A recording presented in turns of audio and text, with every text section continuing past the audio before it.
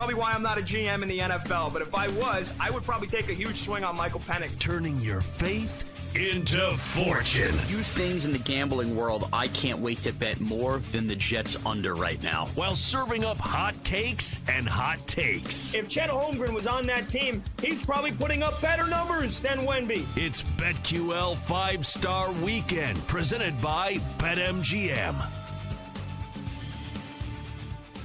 And is here. It is upon us. Another happy Sunday. It's Sean Morash. He's Pat Boyle. Patty, good morning. Patty Cakes. Give the Patty a mic. How are you? Morning, Shawnee. How you doing? Doing good, man. See that you're still struggling with that 5-year-old nursery rhyme, but hey, away we go. Away we go indeed. It is, in fact, the final weekend of July. It is July 20th. July. I always say this. I always say this. Once the 4th of July hits, the summer seems to fly by. The 4th of July has come and gone. A whole month is come and gone. And on Thursday, we get preseason football with the Hall of Fame game. And then we are off and running 4 weeks or so out from college football. And away we go. But plenty to get into on today's show. Have some fun with the Olympics because apparently our whole staff really gives a crap about them. Of course, plenty of Major League Baseball, the trade deadline here as well. And quarterbacks getting paid in abundance. So Patrick M. Boyle, why don't we start it off with some hot takes and hot cakes? Morning, people. Boy, do I need some hot takes and hot cakes. Pat Boyle and Sean Morash, give it to them. Pat, you got a cake to start the show, so cake it up. Yeah, I do. First of all, I'm looking like a cake. Yeah, here's something that's not a hot take. Patty's making you look like a pale guy. I don't know of any other words for it. You're looking real pale compared to me. This tan is coming tanner than you. This tan's coming in real nice. Pat, I'm staring at the screen. I'm much tanner than you. You look like you fit in very well with the red bricks behind you. You're red with splotches of white. No, well, that's the lights on my head because I'm bald, you moron. I'm not having splotches of white. I basically lived in my pool and on the ocean all freaking summer. So you know what? You insult me, fine. You look, again, like somebody who was a character in Mindhunters, but that's neither here nor there. Go ahead, give us a spin. I want to see like the full complexion of your body. All right, you want complexion? Uh-oh. There's those thighs. Look at the white compared. I'm seeing a lot of red. I'm seeing a lot of red. Dude, it's the red hue on the camera. Does the audience need this on a Sunday morning? It's the Remember red the hue. audience. Yeah, right. Yeah. The audience, again, which can watch us on twitch.tv/BetQL. But again, if you're listening on the radio, you're probably thinking, what are these idiots doing? So I will put an end to idiot hour for now. And I will give you a bet because I got a bet. And we got a game that's coming up here. And while we're going to be on the air here in just over 2 hours, I believe it's 11:15 a.m. Eastern tip. U.S. men's basketball versus Serbia. Give me Nikola Jokic and the Serbians to cover the 13.5.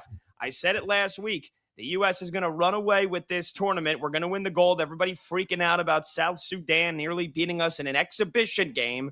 And I do think U.S. is going to win the tournament, which, by the way, last time I checked a couple of days ago, we were minus 500 on BetMGM to win the Olympic gold. They're begging us. They're begging us to bet against ourselves. They're betting us to bet against Team USA. So I'm going to do it. These are 40-minute games. Let's remember that. They're 40-minute games. These are basically college basketball games, 4 10-minute quarters. So a 13.5-point spread against Nikola Jokic, against Bogdan Bogdanovic, against Nikola Jovic of the Miami Heat, plus a bunch of other Serbians, right? This team's going to play tough. Serbia is going to play us tough. And I love the quote.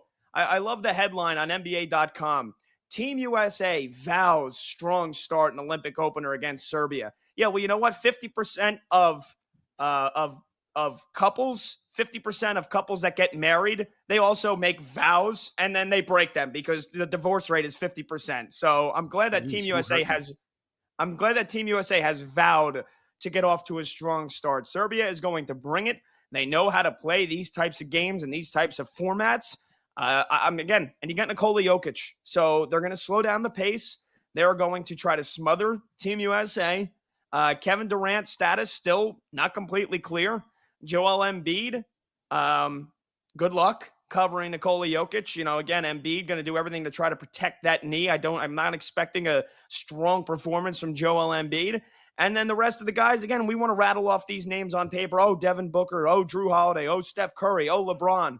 Oh, everybody else. Anthony Edwards. Right? Doesn't matter. 13.5 points. Too much for me in the first actual game of these Olympics. Although I do think, again, we run off with the gold. We win the tournament. No problem. We're gonna have struggles trying to blow out Serbia again in a shortened game, 40 minutes, 13.5, too many points. Give me Jokic, give me the Joker, and give me the Serbians to cover the 13.5 points.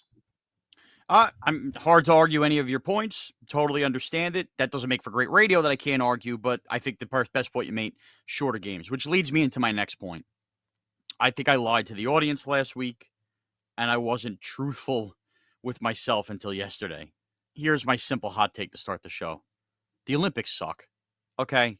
They suck. And anybody who tells you they're actually excited for the Olympics is lying to you. Now, yeah, can we as gamblers here who listen or work on BetQL get invested in some DGen bets and have some fun with it? Sure.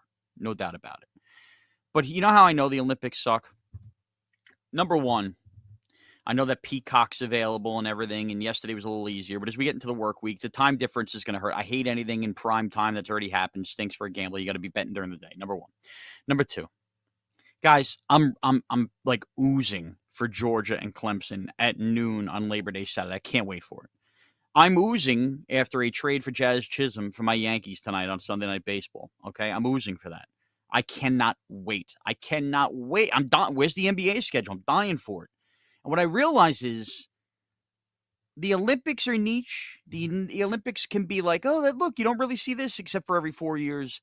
But you're not the same. You're excited for the Olympics the way that you're excited for the NFL. What do you got in your mind? You're not actually excited for the Olympics. It just happens to be something different that's on for 2 weeks that we think we care about, but we really don't give a crap about. And yesterday, as I'm watching some of the events, and don't get me wrong, I have favorites, which we're going to get to in comparison, but in reality, the event just sucks. I mean, it's just, for me, no thanks. If the Olympics never happened again, I wouldn't lose a wink of sleep. And frankly, yesterday I'm watching like the kayak slalom, which, looks cool visually.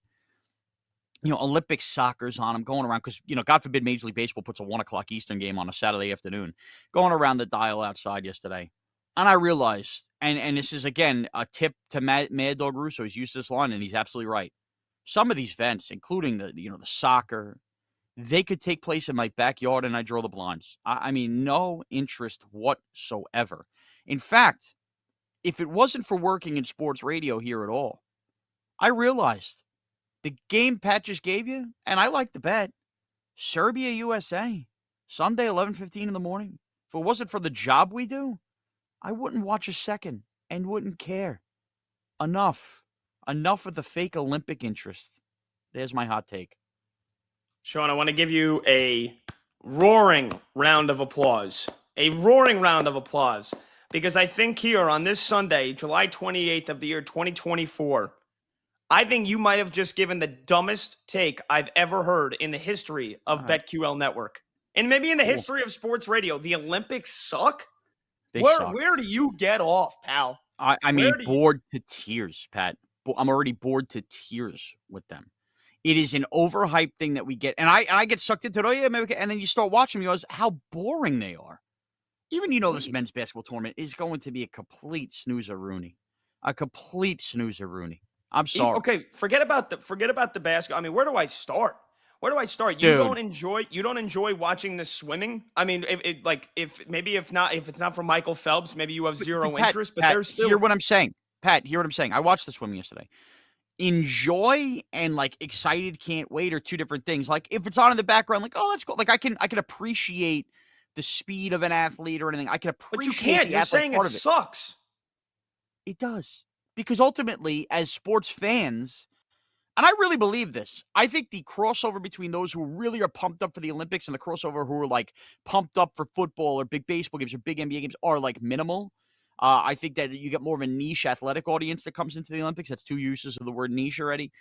dude, like, you could appreciate the athletes, have it on in the background, and be like, oh, that was cool. But I'm talking about make the bucket of popcorn, grab the beer, sit down. You cannot wait to watch this. Nobody does that for the Olympics, which is why they're overrated. That's not true at all. That's not true. Now let me concede the only thing I'm going to concede you in this argument. Is it going to beat Notre Dame, Texas A&M Saturday night in a couple of weeks? College football? No. B. Is it B. going to? Is It it won't going come to stand close? Yeah, it amount won't of come interest. close. Okay, sure. Will it come close to any Sunday, 1 p.m. Eastern for the next 7 months in about a month from now? No, absolutely not. Would I rather watch Broncos versus the Panthers Thursday night football than watch the Olympics? I would. But the fact That's of the what I'm matter talking is, about. the Olympics do fall over these next 2 weeks where we are still have just baseball, basically no other sports. WNBA's on a break. Hold on. But WNBA's on a break. No, you hold on. College football You hold hasn't on. started. They could be NFL on a break hasn't all they started. want. You They get can be on more a break all they excited. want. You're getting more excited about the reps that Josh Azudu, the third string right tackle, is getting at Giants training camp than watching the Olympics. That's a We you are problem. getting teased. We are getting teased with football, the baseball trade deadlines here, and in reality, yeah, okay, it happens during a dead period of time. The sports suck on TV. I semi have a stake for the winter. I'm way more invested in the Winter Olympics than the Summer Olympics. I find those a little more interesting. But I'll give a perfect example, man. I remember how the Olympics break this up. You brought up swimming. It's cool on TV. In a week when swimming's over and NBC pops up on primetime, the track and field as their big sell. That's the big headline draw. I would rather go sit under a kitty litter filter as a cat defecates in it than sit down and watch 15 straight minutes of track and field on TV. I mean, honestly, that's your big draw. Here's the baton. Look at the baton. Good for these athletes. They've worked their ass off. I take nothing away from it. I hope my kids are Olympic athletes. You're taking everything away from them.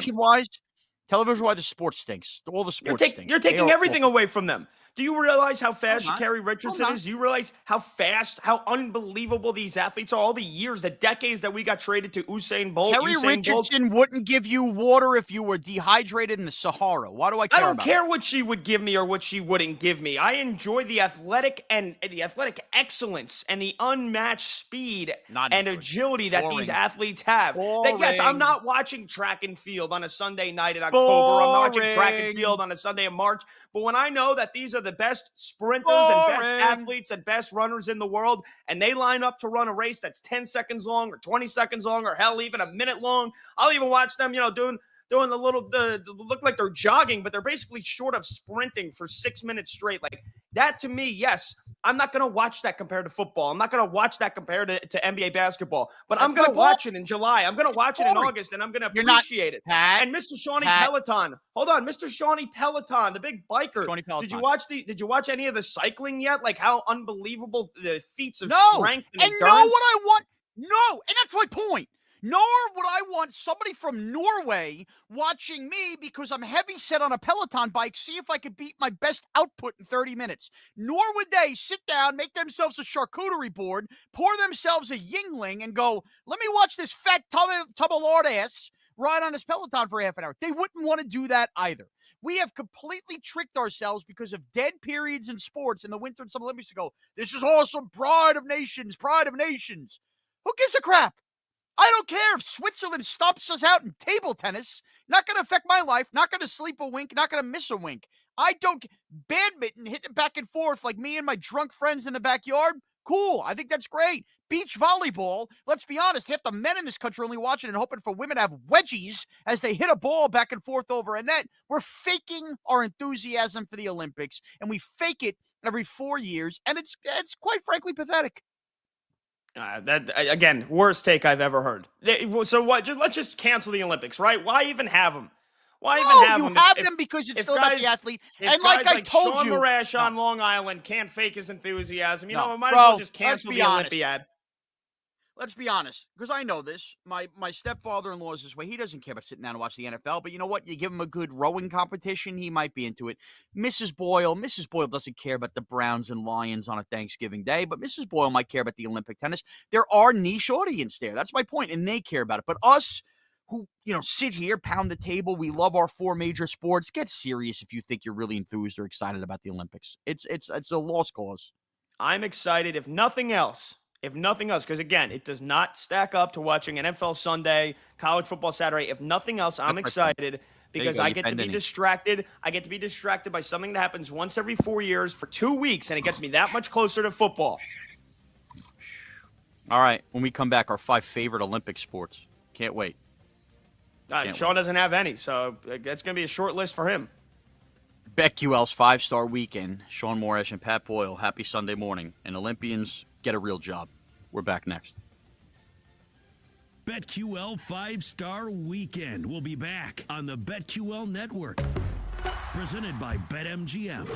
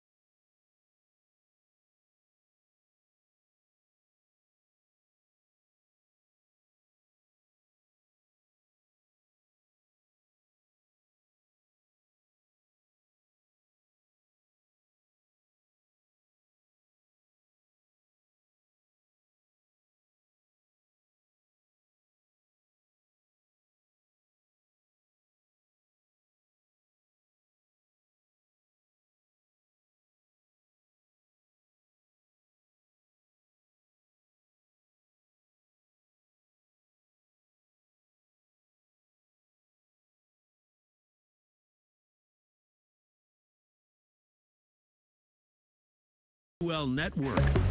Presented by BetMGM.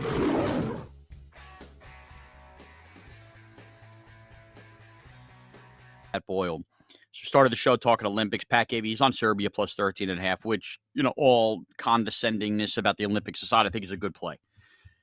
I do think in my anti-screedom, again, I only came to this realization like I do every 4 years about how much I think they're so overrated and stink, and I talk myself into it, and then I realize, oh yeah, I'm bored out of my mind.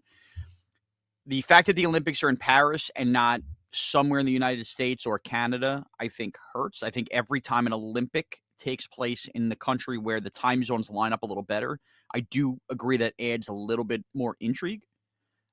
But if you were attending the Olympics, I'm sure it's probably cool to hop to event. That would give me more juice. From a television perspective, the TV watching of the Olympics, stinkeroonie. But that being said, our crack staff here on BetQL's 5-Star Weekend, from Amir, from Dan, from Kenny, from the whole crew, the whole kit and caboodle. A bright future. I love all of these guys. I love working with them. Clearly, they are either in their summer dues of being lazy, or clearly they are into the Olympics, because I go up and down the rundown and they can't get enough. I mean, they cannot get enough inserting Olympic talk into this. So we're going to do the Olympic talk because I'm a team player. And with that, we are bringing back Snakes on a Brain. Now, I was under the assumption this wasn't even a discussion, and when we talked to the staff, we're going to continue to do fantasy football drafts. But you know what? When you don't check your phone for 2 hours, things change, and the producer makes a call. So here we are. We're going to do the top 5. Can I get a laugh out of anybody?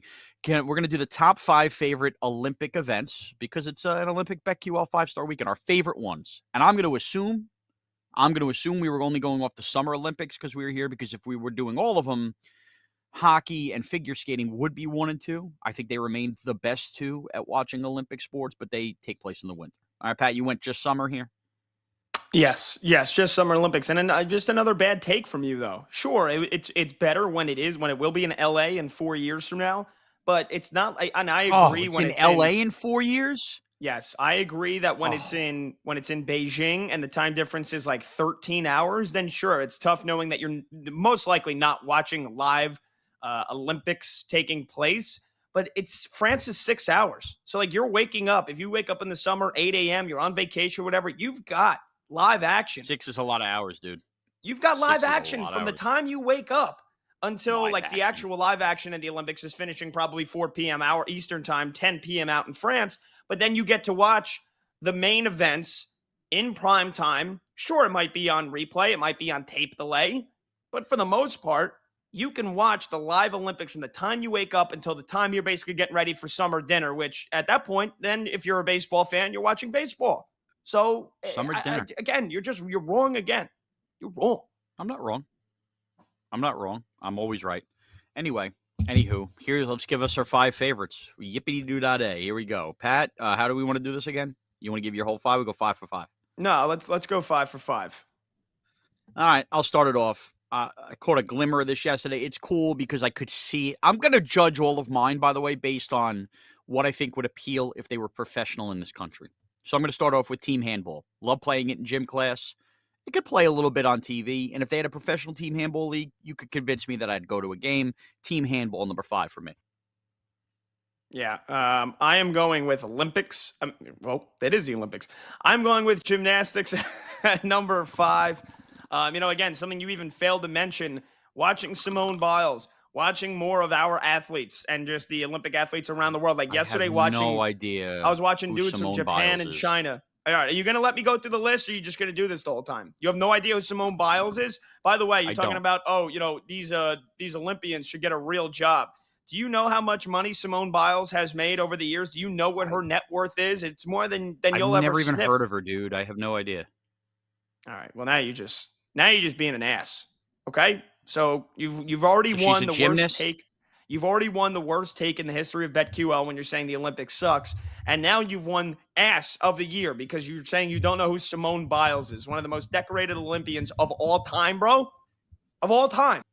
Like one of the about best the Olympics, and shouldn't I know who she is? You should. So either you live under a rock or you're just immensely dense to not know who Simone Biles is. Again, back to my point. I'm watching the men do the rings yesterday. Like, You don't understand how much balance that takes. And yes, again, Sean, because I guess it bears repeating, I'm not going to watch that over Bears Lions Sunday 1 o'clock or whatever crap Thursday night football game in Week 5 that we get treated to. But the fact that it was on, I'm watching it.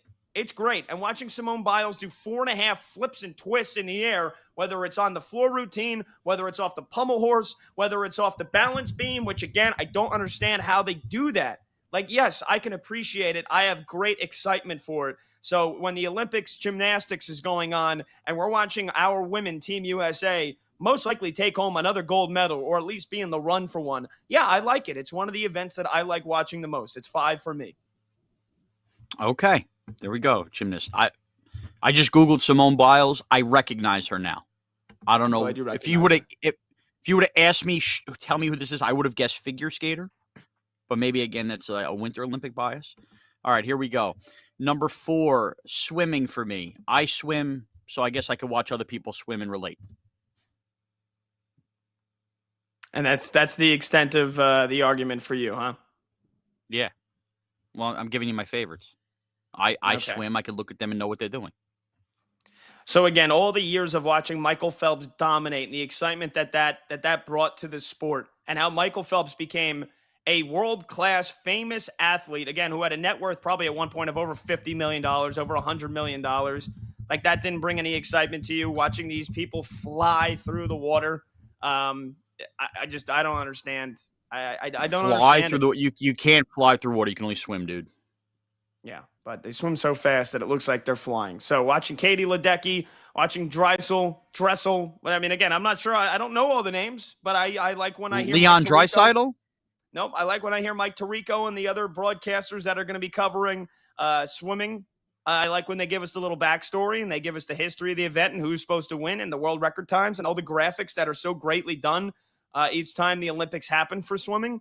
And again, as a former swimmer myself who swam in high school, yeah, it's very exciting watch. That's number 4 for me, swimming. Swim in high school. I'm a better swimmer than you, definitely. So we both had Absolutely swimming. not. So I would blow you away with my you can cut off my arms and I would probably beat you. Bad. I swim every day, dude. Number 3 for me, basketball. In theory, could be number 1, but it just something about Olympic basketball. It's such a turnoff to me. Maybe it's just the idea that it just feels like USA is so loaded. I don't want to root against America, but then inevitably I'm like, you're just so loaded. I feel like rooting against you. I don't know why. I'm over it. But here we are, number 3, basketball. Okay, number 3 for me, track and field. Not only the sprinting, I mentioned Sha'Carri Richardson. God. What? Why is that? Oh God! How do you not like watching people? Again, you'll sit through the combine and watch. Guys run the 40-yard dash in their underwear. We'll get excited about it. People go to Indianapolis and give standing ovations when Xavier Worthy breaks the 40-yard dash, but we can't get excited over a 10-second race. Didn't even know Xavier Worthy broke that until Hard Knocks, by the way. So wrong. I think you're just exposing just how under a rock you live. No, I'm a man of the people, and I'm showing America that I am like you. We fake care about stuff, and I won't pretend to do that and insult the audience. Okay. Well, not even just the sprinting for me, but the field as well. The hammer throw, the shot put. Watching these dudes and these women launch that thing, and then the high jump, the triple jump, the pole vault. I love all of it. So track and field for me, all encompassing. 3rd best Olympic event. Okay, cool. What are we up to now? 2? Number 2. 2 for me is beach volleyball. Again, I like watching beach volleyball with a cocktail at a beach by me. So if you throw that on TV, I think that's cool having an environment. This is where I will bend the knee a little bit. If beach volleyball I could watch on an everyday basis, not every 4 years, I think I would tune in randomly. Like, I'd rather see that than, and I've been to some of the events like bull riding and stuff. So give me beach volleyball. I'm okay with that too. Okay. Number 2 for me. Specifically tennis. the men's. I prefer the men's beach volleyball too. I'm sure you do. Number 2 for me, tennis, with an honorable mention going to table tennis. And we do have tennis, of course, at every Olympics. Nope. You got to pick one: regular tennis or table tennis. 2 different sports. It's going to be tennis, but I'm going to give a nod. I'm going to give a bow. I'm going to give a genuflect to table tennis as well. Tennis, by the way, it's at Roland Garros, where the French Open is held. So an iconic event. It's on the clay. Patty's got a tennis bet for you, maybe 2 later on in this show. So stay tuned for that. All right. Well, that's what we hear. Free Odyssey app. I appreciate that. the tennis bet I gave you last week, by the way, Marcos Giron at plus 120. Nice big winner for you. So there you go for Sean. You give out tennis bets, you don't even win them. That's a lie. Tennis ring number 2. I have to say that was funny, Pat. And that got me back in a good mood. Thank you. Not only tennis in general at the Olympics, this Olympics. Rafael Nadal might retire after this. He's playing today, and if he wins, he's gonna play Novak Djokovic in round 2. Yeah. You're gonna hear about that. Like, that's gonna be something that breaks through your rock, little shelter that you live in, Sean. Djokovic, Nadal. Before Bears Texans Thursday, I'll tell you that much. Can I just ask you a question before you continue? Sure. Will Nadal win a medal? He might win one in doubles, not one in singles. Nadal won't win a singles medal because he's probably going to lose to Djokovic if he wins.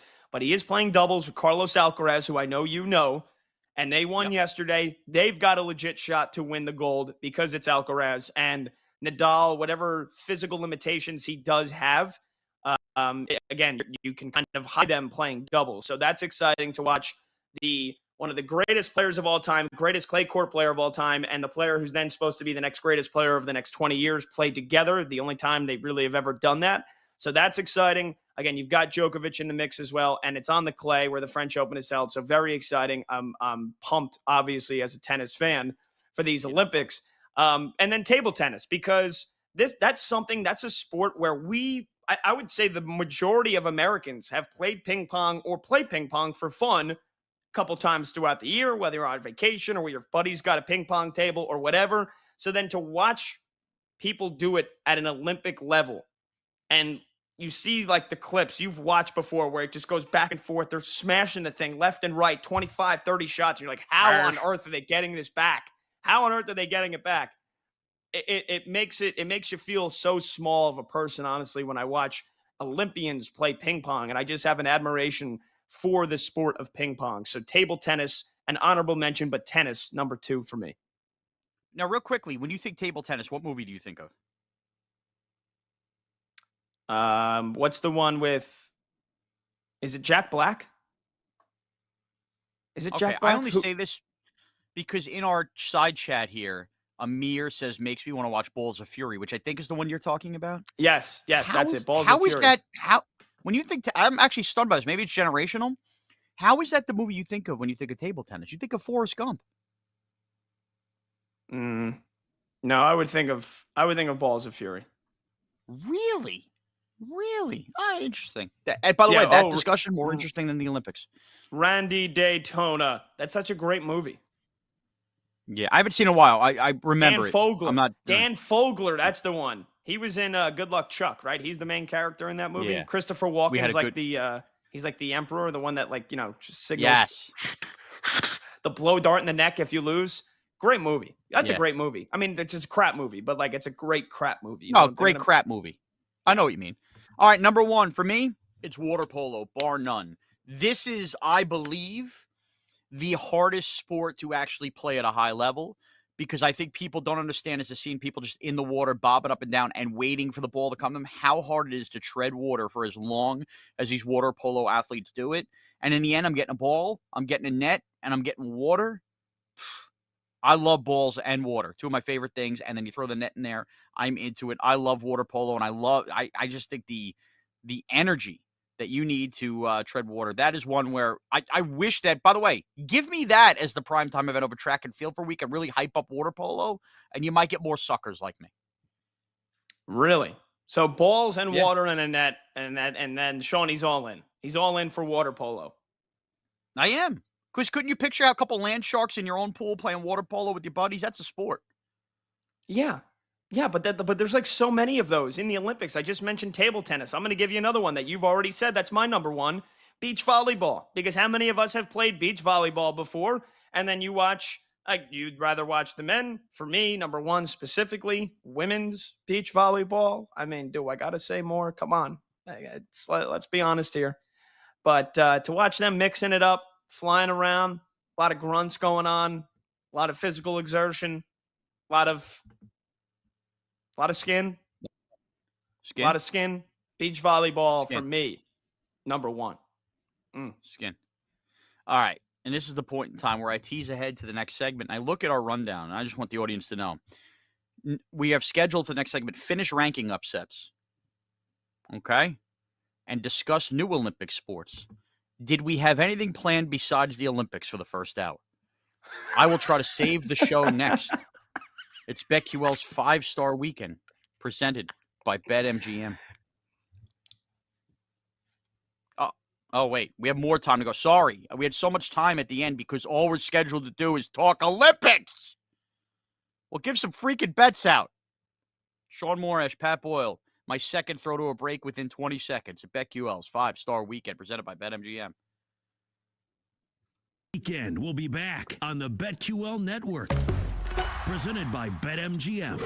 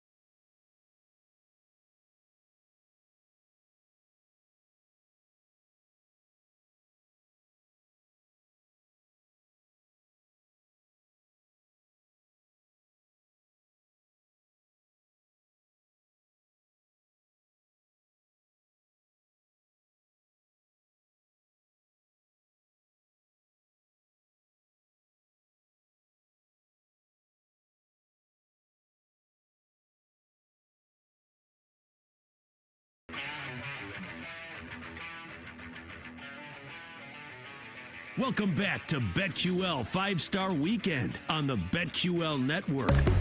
Presented by BetMGM.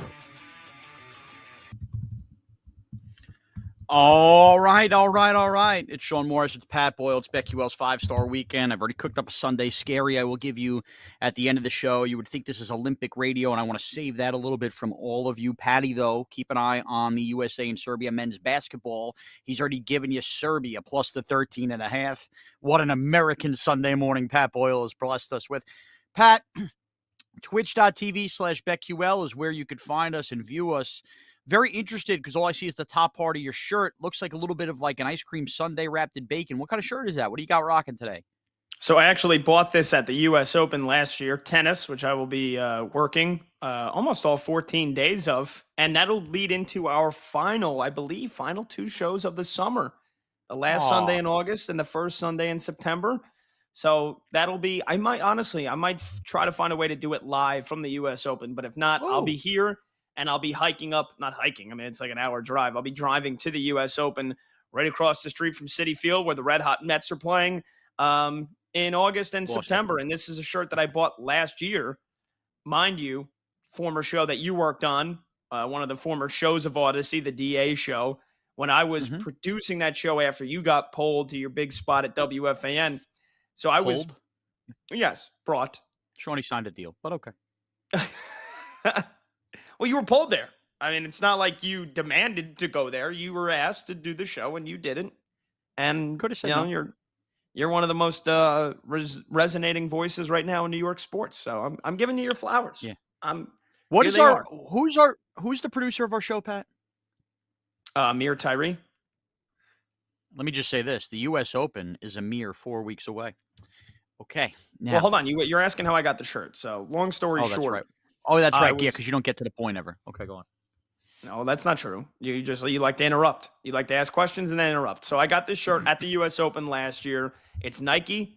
There you go. Got a nice little design. Nice little sequence. You've worn worse. It's not bad. It's all maroon on the back, so the design's only on the front. But then I got the matching maroon shorts to go with it. That's my desk. Calm down. Well, I got pants on. That's your what? What D word is that? My desk. Oh, okay. It's my desk. Is it bulging?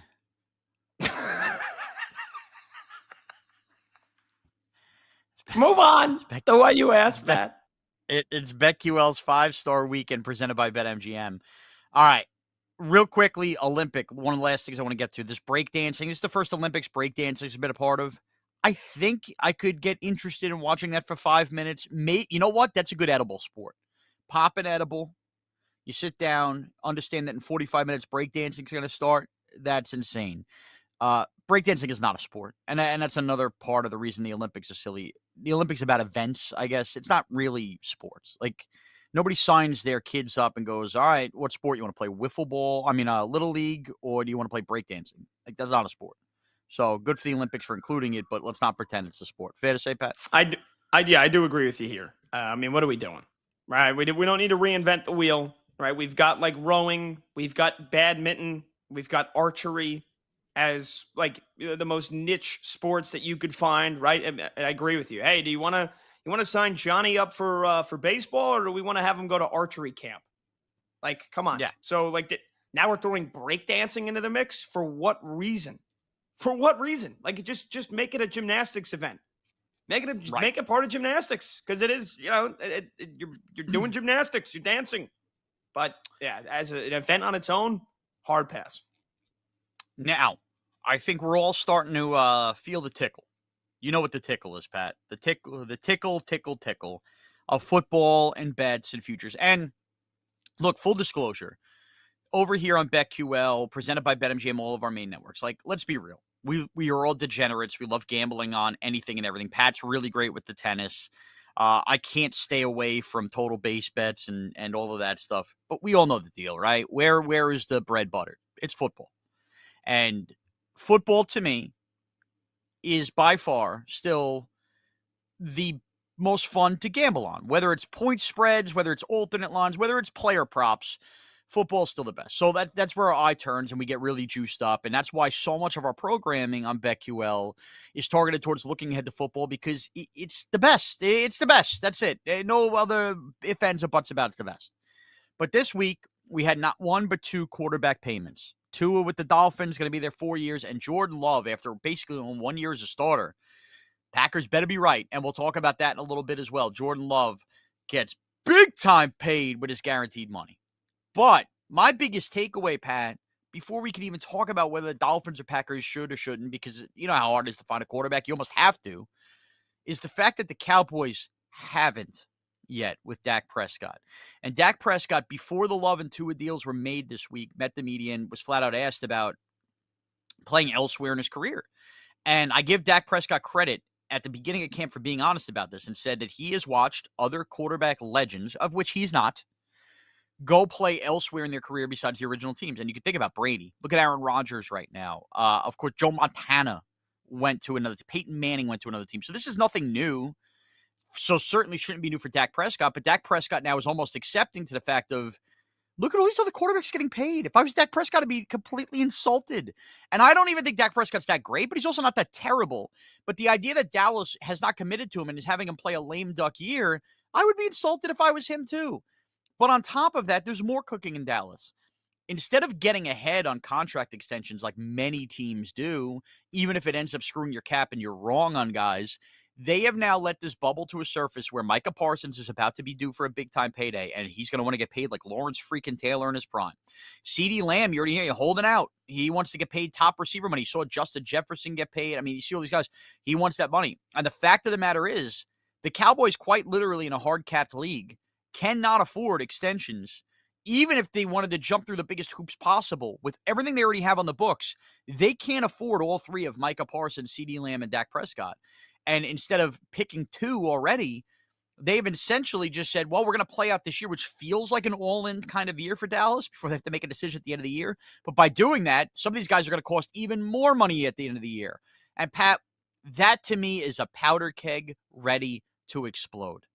All right. It just is. And I'm not trying to be Mr. Hey, the world hates the Cowboys, because I have been lockstep for months that I thought the Cowboys would win the division, not the Eagles, based on the fact that, the Eagles kind of fell apart at the end of the year and something's off. But, man, this is why I kind of think this NFC East is going to be a weird division, a wonky division, and maybe it does result in the Cowboys still winning it at 9 wins. The Cowboys are going to feel fundamentally broken. Locker rooms don't survive this kind of stuff if it is already at the beginning of camp. Their odds are plus 150 to win the NFC East. Their win total is 10.5. I don't know how you passionately bet the over, knowing everything that's going on right now. Now, some might argue you're going to get the best of Dak Prescott, Micah Parsons, and CeeDee Lamb, but you know how this is. CeeDee Lamb's already holding out. Dak's already feels like his mind's elsewhere. Let's not forget they don't even have a running back. Things are different. Their O-line is a little different. I'm starting to get real sour on the Cowboys, Pat. I just am. I don't know how you view them very positively right now. Yeah, I mean, I don't blame you, and I think once we start seeing this team play games, and I don't think there's a shot in hell that Dak Prescott, CeeDee Lamb, or Micah Parsons is not playing in Week 1. True, because I think probably 2, if not 3 of them get paid. But like you said, it's kind of impossible to imagine them giving out huge contract extensions to arguably the best pass rusher in the game, not arguably, the second best receiver in the game, and a quarterback that has seen Tua, Jared Goff, Jordan Love, Trevor Lawrence, Justin Herbert all get paid $52+ million per year, and he's not, he's kind of in the same boat as most of those guys. right. And then think, it's just totally stupid the way Jerry Jones has let this play out. Like you said, getting ahead of it. Maybe they should have gotten ahead, paid Dak last summer. Even if you didn't think, hey, can we win a Super Bowl with Dak, right? Look what the rest of the NFL is doing. You can't win squat if you don't have a quarterback. So, yes, the Dallas Cowboys win 10, 11 games every year. You're right in the mix to win the NFC East every year. in the playoffs every year, and they're perennial chokers in January. Yes, that's something they need to fix. But in the meantime, you ain't going to get 10 wins. You ain't going to get 11 wins. You ain't going to win the NFC East, and you ain't going to sniff the playoffs if you don't have a quarterback. And I'm not saying Dak Prescott is a guy that can take them to a Super Bowl. I don't think he is, and he's proven that. But he's a guy that can take them to the playoffs. So at least you have stability at the quarterback position while you potentially search for what your next option could be at quarterback. You don't want to pay CD Lamb? That's just stupid. The guy just is a machine. He's going to put up another 13, 14, 1,500 yards and 10 touchdowns this year. He went on a Randy Moss, Jerry Rice type stretch last year. It was 100 yards and a touchdown for like 7 straight games. And you don't want to pay that guy. Okay. And then you don't want to pay Micah Parsons, who single-handedly can wreck games, double-digit sacks guaranteed every single year, 3 to 4, if not more, forced fumbles every year. Oh, you don't want to pay that guy. Well, who do you want to pay? Who do the Dallas Cowboys want to pay? I don't understand it. It doesn't make any sense. Jerry Jones, all the criticisms we have him, all the times we like to poke fun at him with his voice, Dak's a separator. Dak's a separator. Like, he just proves to be a stumbling, bumbling idiot because they don't make right, smart football decisions. They've had years to get ahead of an extension, like you said, with CeeDee Lamb. Years to get ahead of an extension with Micah Parsons. And now they've all let these guys hit the primes of their careers where the markets around them are exploding. Mediocre quarterbacks are getting paid $54, $55 million a year. And the Cowboys don't want to pay their guys, which have brought them to the playoffs for basically every single year in the last half a decade now. So, yes, very dumb business the way the Cowboys have done it. That being said, when they do step on the field, I think they win the NFC East this year at plus 150, Shawnee, because I do think these guys, however long they want to hold out, whoever ends up getting paid by September 1st here, they still, to me, pound for pound, are the best team in the NFC East. They still have a solid offensive line, like you said, even though it's changed a little bit.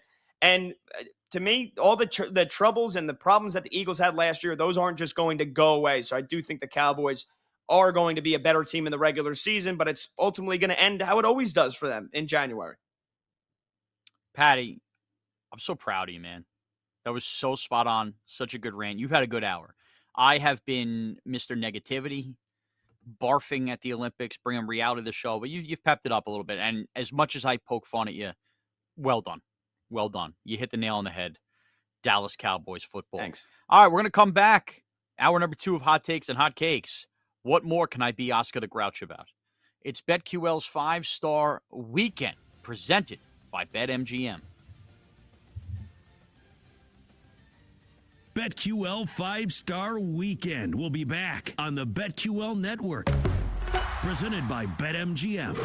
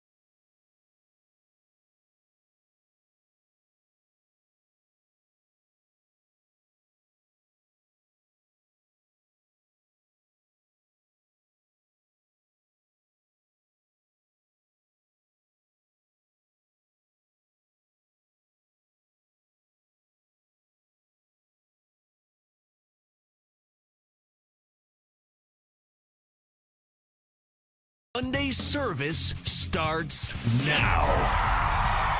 With Sean Marash. I will punch you in your stupid face, and I hate the Knicks. I hate their fans. And Pat Boyle. That's probably why I'm not a GM in the NFL, but if I was, I would probably take a huge swing on Michael Penix. Turning your faith into fortune. Few things in the gambling world I can't wait to bet more than the Jets under right now. While serving up hot takes and hot takes. If Chet Holmgren was on that team, he's probably putting up better numbers than Wemby. It's BetQL 5-Star Weekend, presented by BetMGM. 5-Star Weekend. And the news only I care about, Theo Johnson's been activated off the PUP list. Giant season back on. It's BetQL's 5-Star Weekend. Pat Boyle and Sean Morash here with you. We spent a lot of the first hour on the Olympics. Pat, I actually do think this is really important, as much as I'm not as excited for the Olympics as you are. Before we get to our hot takes and hot cakes, because there's still time to get this in, can you reiterate for our new audience your hot cake from hour number one? Yes, Sean, and I appreciate you kind of pinning that to the top of each conversation when we reset here. U.S. men's basketball, Team USA versus Serbia, the opening game for Team USA in the Olympics. They are 13.5-point favorites.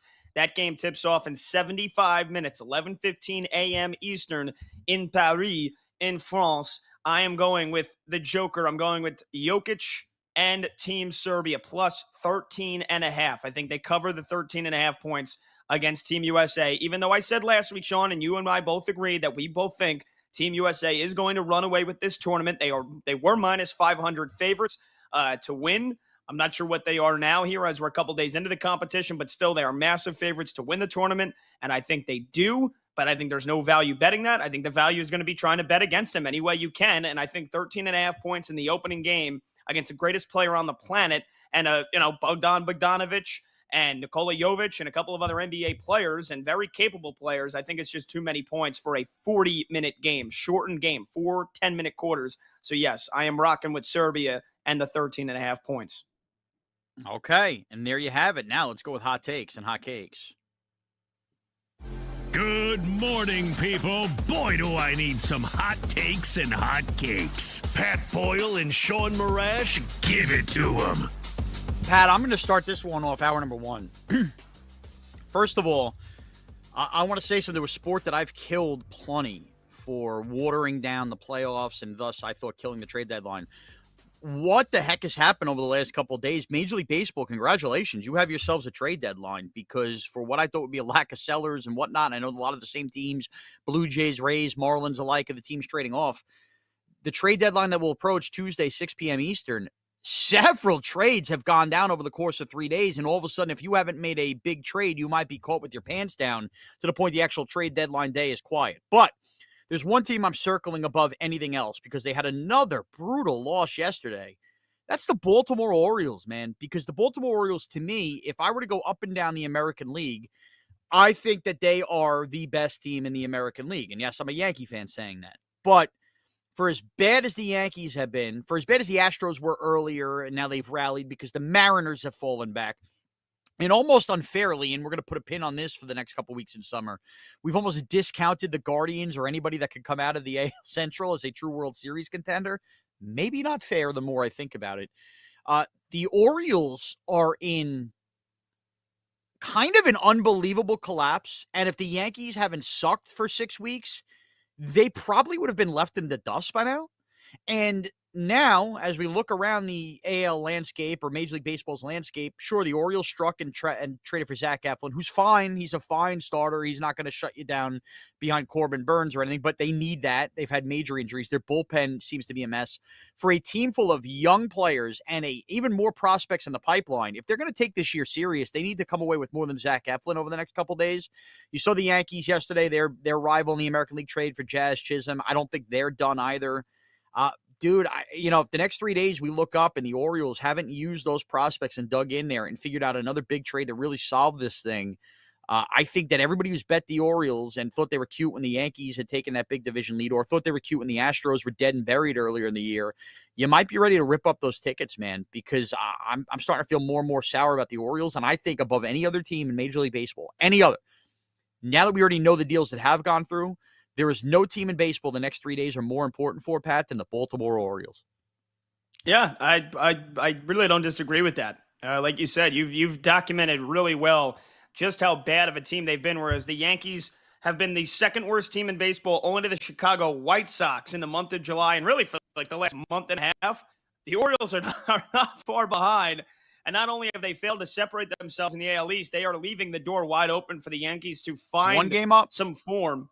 Yeah, to find some form, and the Yankees now traded for Jazz Chisholm for the Miami Marlins. So they're making moves.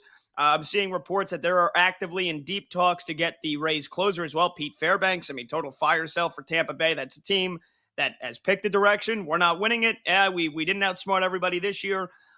Let's just trade everybody off. They got rid of Arozarena, sent him to Seattle, and now they're kind of ripping off the foundations of that team. And yes, the Baltimore Orioles are kind of being left in the dust. The Phillies have acquired one of the top relievers, Carlos Estevez. The Red Sox, who have been hot, they're making moves. The Brewers are making moves. Like we said, the Yankees are making moves. The Mets are making moves. What are the Baltimore Orioles doing outside of Zach Eflin?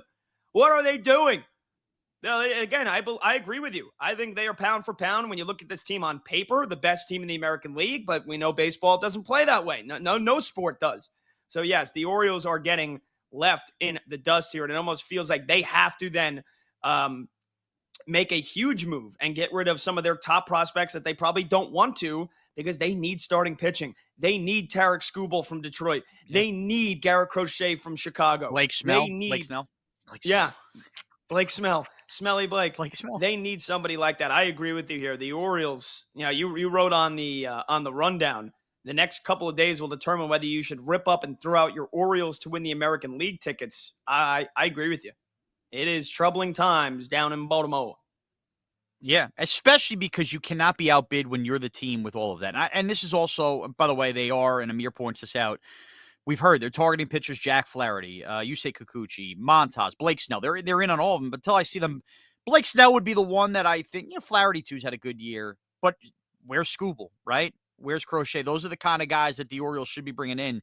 And I want to caution this to Baltimore Oriole fans, because I've been there. Pat, you know this working in the New York area. The 2017 Yankees, when Aaron Judge comes up, at Gary Sanchez at the time, all we heard about was these young players, and they take off and they make a run to an ALCS.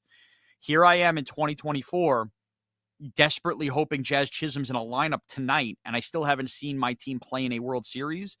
And you see this in Major League Baseball more and more. Just because you have awesome young prospects and burst on the scene early, like the Baltimore Orioles do, doesn't mean that, we don't have to go as active. Look how big a window we have. Man, when seasons are wide open, as the American League is specifically right now, I mean, this isn't the Dodgers and Phillies in this league. You should be going all out to try to maximize the amount of opportunities you do get to play in a World Series, because you may look up in 5 years with Adley Rutschman and Gunnar Henderson and still have never played in one. And this season, specifically the way the AL is shaping up, could be your best shot. I don't want the Orioles to go all in. I'm a Yankee fan, but from an objective point of view, what are we doing here? I mean, please, what are we doing here? Do that for those poor people in Baltimore who have been dying for good baseball forever. And they've got an owner now who wants to spend money. Like, they want to win. Yeah. It's not Angelos, who basically said, we're not going to be able to pay Adley Rutschman. We're not going to be able to pay Santander. We're not going to be able to pay Gunnar Henderson. You better enjoy these couple of years. Like, now they have an owner that wants to win. So I agree with you. And again, you mentioned it, just how quickly teams can spring open championship windows. They can close and shut in their face very quickly. Look at Toronto. I mean, we're, 2 years ago, we're talking Biggio, Bichette, Vladdy, all these young studs. You want to George Springer, all the championships that are the American League pennants they're going to win. And now it might only be Bichette by the end of this year who's left on that team. They might dissolve quickly here over the next 48 hours. So I agree with you. Can I talk some football? Can we yeah, let's go. To talk Here's some your hot quarterback take, stuff? So, by the way, take. I saw that Pat had a football take. This is inside radio for you. We had just done a little football. I wanted to start off with a thing. It was a little changing of the voices here. Now here's Pat. Very good. Thank you, Shawnee. Tua's contract, absolute joke. It's an absolute joke. And I say that bearing in mind the type of season that Tua had last year, led the NFL with over 4,600 yards, led the Dolphins to the playoffs.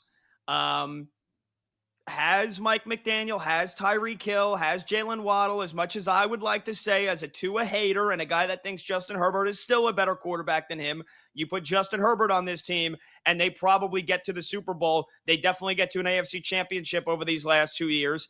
As much as I'd like to say that, and I just did, I understand what Tua has done with the Dolphins, the stability that they have created, the offensive excellence that they have created for basically 3 months out of the season. But Tua, and I fully understand the quarterback market. Whereas, again, look at the quarterback contracts that have been given out here over the last 2 years. Jordan Love is now tied for the highest paid quarterback in football, $55 million a year after one good season, 1 year as a starter. And I was totally wrong about Jordan Love, and I think he's going to be a stud, and I think the Packers are going to the playoffs again. I don't think they're better than the Lions, but I think Jordan Love has righted a lot of wrongs over the last 2-3 years before that. And I think he's going to be great. I think he's going to be, the next Packers quarterback for the next 10 years here. Trevor Lawrence, who I don't think is very good, and I think has already hit his peak, and I don't think he's ever going to live up to the talent he lived up to. $55 million a year, also tied for being the highest paid quarterback in football. Joe Burrow, a guy that went to a Super Bowl, $55 million a year. Jordan Love and Trevor Lawrence are making the same amount of money as Joe Burrow. Jared Goff also went to a Super Bowl, has now done it with 2 different teams where he's been one of the best quarterbacks and he's directed one of the best offenses in football, $53 million a year. Justin Herbert, who I think is better than Tua, but hasn't done anything. What has he won? What has Justin Herbert won? $52.5 million. And then Lamar Jackson, again, 2 MVPs.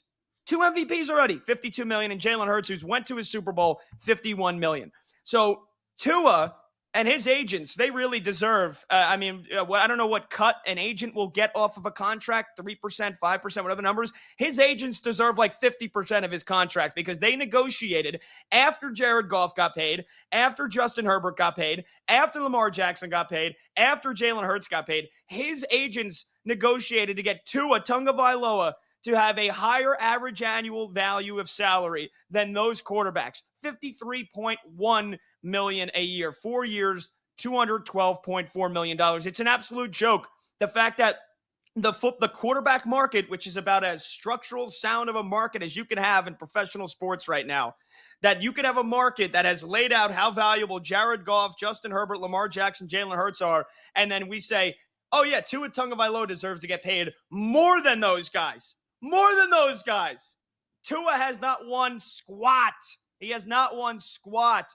He couldn't stay healthy a couple of years ago. Very scary situation, of course, with the concussion, but then came back and then wasn't very good after that. The end of 2022, got hurt again. Didn't play the running out Skyler or whatever the hell his name is, Thompson, for a playoff game against the Buffalo Bills. And then last year, Tua plays every single game. The Dolphins are blowing everybody's nips off in September and October. They're hanging a 70 spot on the Broncos. And then what happens at the end of the year when he plays playoff caliber teams? He struggled against the Cowboys, struggled mightily against the Ravens, and then again, cold weather game against the Chiefs, and he looks like he's never played the sport before again. And he reverts back to being what he is. He is a middle of the pack, a mediocre quarterback. So I understand the NFL's untouchable, right? And when you make billions and billions and billions of dollars, you can afford to pay the 13th, 14th best quarterback in the NFL $50 million a year. That's how it works. But it's still, like, I just, as eye-popping as the numbers are, like, it goes back to this point. Really, this is I'm kind of done on Tua, on my rant about Tua again. I don't think he's very good. I don't think he's ever going to be in the mix of Lamar Jackson, Josh Allen, Patrick Mahomes to get to a Super Bowl. I don't think Miami will ever get there. I think their ceiling is capped because they have, at best, the 11th best quarterback in football. But really, then, when we go back to our conversation, Shawnee, about Dak Prescott and the Cowboys, I don't think Dak's a Super Bowl winning quarterback either, but he's won a whole lot more than he has Tua. Right. Dak Prescott's won a whole lot more than Trevor Lawrence. Dak Prescott's won a whole lot more than Jordan Love, as much as you can project Jordan Love to be great. One season, and he decimated the Cowboys in the playoffs, but Dak Prescott should now be getting paid like $60 million a year. Joe Burrow's contract should be reworked already for him to get $60 million a year. Patrick Mahomes should be getting paid $80 million a year because we are paying mediocre QBs as some of the highest paid quarterbacks in the sport. To me, it's a total joke.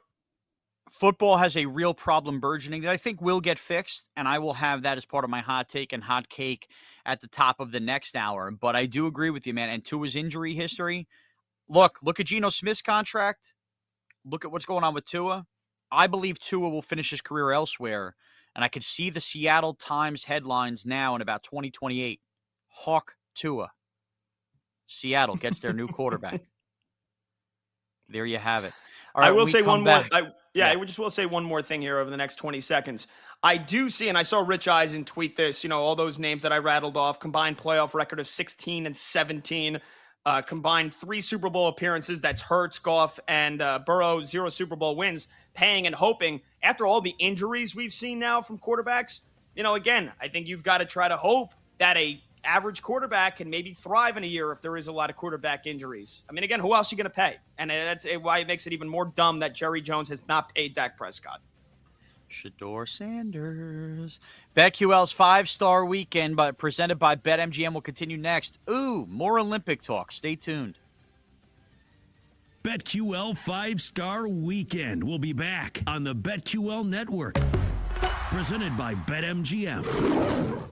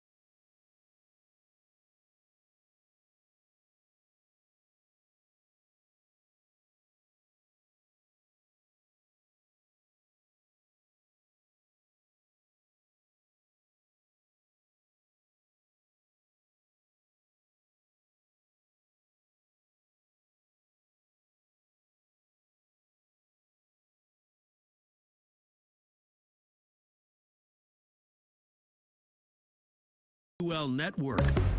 Presented by BetMGM. Presented by BetMGM. You might hear a thundering yell and a scream in a little bit. That is because I just walked upstairs. I'm in my home studios here, and I'm pretty sure while my wife has the kids at sports this morning that my dog chewed and destroyed her glasses, which are not cheap. It's going to be a problem. I'm scared for the dog. I'm scared for myself. And frankly, I'm scared for the household. It's one thing to chew a shoe or a remote. Whew. And when I mean destroyed, I mean destroyed. They are no saving them. No saving them. How isn't your dog like well trained? You would think. So I have two dogs. One is well trained except for food. The other just went to like military school for dogs, and he's been great. He stopped chewing things. I don't know what got into him. I just went up this morning. Maybe he's a little angry. No walk this morning for me. Left in the dust. I'm downstairs, thought I wasn't home, and said, I'm going to say F these people, and I'm going to chew what I find. Luckily, it was not something of mine. But how do you approach that, right? When something gets destroyed and it's your life partners, say it's something as small as glasses, but still expensive, but it's not anything that's actually you or affecting you personally. Aren't you a little, like I'm a little relieved right now? Like I went upstairs, like, oof, at least it was hers, but I know it's bad. Well, why are you relieved? Because who's this going to come back to, Shawnee? Who didn't take him on a walk this morning? No. Oh, I don't disagree with you, but I'm just saying, think of it from your wife's point of view here. I don't know where. Yeah. I'm guessing she left her glasses in whatever spot that was susceptible to Yeah, being and didn't close our snatched up. bedroom door. Didn't close our bedroom door where the dog got into it. And that's on her, right? But here's the thing: is if we could we all talk as a safe spot? Amir, our producer, here as well. All right. Am I the only one on the show married? You guys not married, right? Pat's definitely not. Amir's not. Dan Turner, I would think, is married. Is he? Okay. Maybe Dan can relate. I don't know. Here's the bottom line. Dan is indeed married. So you and Danny my are wife, the only married men. My wife 2 years ago, when we already had two kids, and they were younger than they are now. They're 4 and 2 now. So picture what they were 2 years ago. We're talking about a baby and a 2-year-old. Decided and bothered me that we needed a second dog because we already had, as if the house wasn't chaotic enough. Oh, Eli needs a friend. Eli needs a brother. And I love my dogs. I wouldn't give them up for anything. Once I have a dog, I'm never giving them up. So that's the way I look at it. I didn't want that because I didn't want to fall in love again. But I also didn't want the chaos and the distraction. She pounded the table for 2 dogs. And now the second dog is the first dog we've ever owned in our lives. And we're up to dog number 3. Okay. We've been together a long time. This dog's a chewer. Okay. And we brought him to training and everything. You know what I say this? NMP. Don't be yelling at me. I told you not to get a second dog. We're not giving them up because it's cruel and they're part of the family. You wanted your second dog. You got your second dog. Now go to the optometrist and I don't want to hear it. Okay. What's your second dog's name? Who's the name behind the culprit? Ranger. Okay. Yeah. So Ranger has now opened up if I wasn't a big enough New York sports fan. Ranger has now opened up a can of what could be World War III in the Marash household in the next 90 minutes here. When is your wife going? When is Danielle going to discover this? So sports are 45 minutes. It's like an intramural program in summer, 9:30 to 10:15. So we're talking about probably 15, 20-minute run. It depends if she goes. I'm assuming within the next half hour. I'm hoping it happens during a break. Going to be an ugly scene. I mean, an ugly scene. This dog, which is now currently outside and probably waking up the whole neighborhood barking, is going to spend the entire day outside. And I'm fearful. I'm fearful for the neighborhood. I think you're going to hear more. These kids are going to hear more F words than they've ever heard in their lives. This is a bad one. You can come back from a Roku remote. You order one on Amazon. The glasses. I mean, now we're getting insurance involved. Not going to be good. It is not going to be good. And I'm just, again, hashtag pray for Ranger. That's all I will say. Yes, pray for Ranger and pray for Sean. Pray for you. I'm telling you, because this is going to come back to, in your wife's anger, whether it's rational, irrational, breaking of the glasses, destruction of her glasses. You're which already again, it's a Sunday. Time. Do you need to be a degenerate and do betting shows on Sundays too when the dogs need to be watched, Sean? We're going to get that. Yes, it's going to be, well, why didn't you take him for a walk this morning? I'm telling you. Yep. BetQL's 5-star weekend presented by BetMGM. All right, minus 320. I get yelled at and blamed for this. How about that for an odds? We betting that? Too much juice? I would say instead of that, because that's a lot of juice to lay, I'm going to say over under F words hurled your way at three and a Ooh. half. I'm going to take the over. Yeah. Yeah, probably. I Well, don't know if also you could set that market too high. good programming note, free on the Odyssey app. I will also be doing local radio on WFN in New York today. Good day for me to hide away. Good day for me to hide away. BetQL's 5-star week. It continues next. All right, we have flag football is going to be coming to the Olympics in LA in 4 years, right? And I say this, maybe I played flag football. Maybe you can get me to be interested. We all love football, right? So maybe it gives us a little twist. So we're going to draft me, Pat, and Amir, our favorite or our best Olympic flag football teams to represent Team USA. All right, ready? Here we go. Rock, paper, scissors says shoot. You got to be quicker than that. We all threw out scissors. Do it again. Rock, paper, scissors says shoot. All right, I put out scissors. Amir and Pat put out rock. They can go. I go last. Go ahead. You guys go. Rock, All right. paper, scissors says shoot. Hey, Oh, Amir there you puts go. out scissor. Pat puts out paper. Amir pick number 1. Pat pick number 2. Me pick number 3. Snake draft. Our best 5-on-5 flag football teams for Team USA. Let's go. Let's go.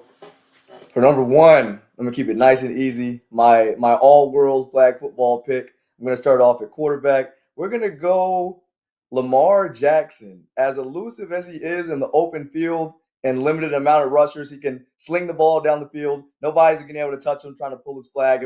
Of guys who can literally grab any part of his body have such a tough time getting him. I think he's the easy pick. Not the fastest straight line speed in the world, but just as far as side to side and just football knowledge, just backyard football, is very hard to go against him, especially when guys are going to be getting to him, I think, a little bit quicker.